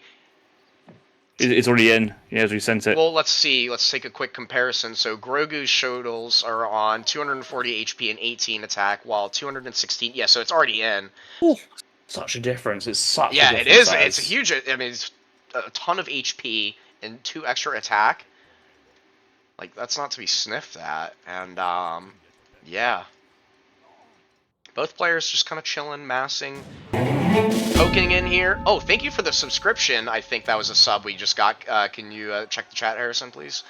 Yeah, right, Cucks, just subscribed. Very nice, thank you very much. And we do see the shottles crashing in on each other now. Does Ezad have this card? And he does. Now shipping the 11 Issa Warriors. The Sebastopol Mortar is in a great position to just start shooting at the Kaskenya in the back. There's so many shottles and way more Neftenya for Ezad here. 6k score difference. This fight is not looking good. More reinforcing shottle warriors coming in, but the Somali Issas are going to pop from this position, and that's exactly what he needs to reinforce this position here. And Grogu's trying to send more shottles and make more shottles, but I don't know. It's going to be close, and Sebastopol Mortar sends units flying here. And ladies and gentlemen, there you have it. Ezad moving on to the semifinals of the ESOC Spring Championship Series after 7 fantastic games against Grogu. What a series, and look at that. That is disgusting. 132 shottles. Absolutely filthy. What a game, and a really interesting map and matchup that we rarely see. And both players, different builds, but very similar compositions. And that was a great game. Look at this. Yeah, that was the moment, but it looks close in the stats, but what actually happened was at the end of that fight, the Sebastopol Mortar was still alive there for Ezad, and then just having that little bit of extra eco, just helping trickle him just ahead as the game went on. And look at the first fight. The first fight, Grogu had that fantastic positioning, and then rightly pushed out, and it was just fighting the funnel, but it was just even units on top of each other, really, and a couple. It really did depend on the mortar, how much HP the mortar could tank, and how much HP the mortar could get hit. I don't think we saw any Abens from Grogu. No, in that we fight. didn't. And if you notice, the Sebastopol Mortar was on a quarter of an HP, like a quarter of its HP down here. And it was low. It was low. It was very low. The Shotels had made contact at some point with it. Oh, it's 475 HP. That's like 2.5 Falconets worth. It's so much, and then with the healing. Yeah, it's. I think Hazard is right. It's like the biggest bait going. Wow, ladies and gentlemen, boys and girls, I really hope you guys enjoyed that one. I know I did. That was a great series through and through. Gonna update the scores one last time for you guys. Ezad moving on to the semifinals and looking really strong, playing a lot of different civilizations, pulling out some interesting games like that port Age 2 aggression. We saw some nice, play from Inca. That was a really interesting game. Pulling that off in a round of 8 is quite a ballsy thing to do, and trying to do that didn't quite work out, but yeah. Harrison, what were your thoughts overall?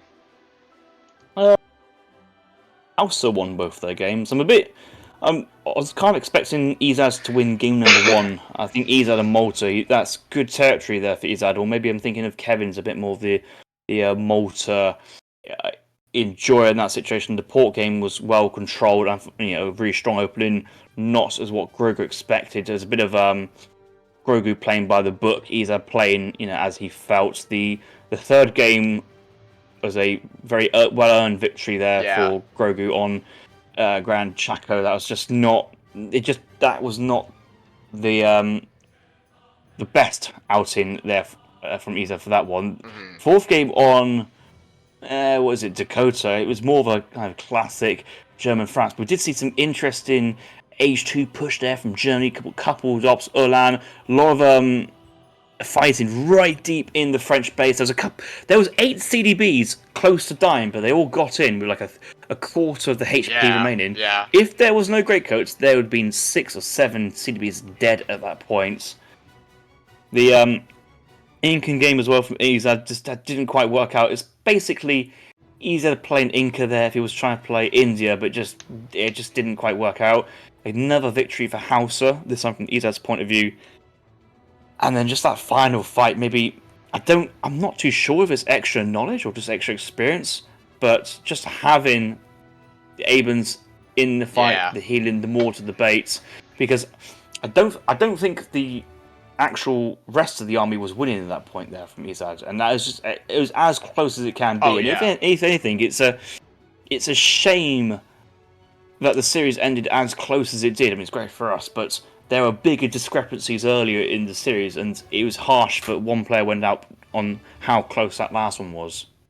Yeah, I mean, that was a great series, and we do see McJim saying that Ezad will either face Soldier or Frontline in the semifinals. So, congratulations to Ezad, well played, and Alvaro, Grogu, you put up an amazing show. Thank you so much for your participation in this tournament, and we really enjoyed watching you play throughout, and that was a great series, and you should be proud of the performance that you put out today.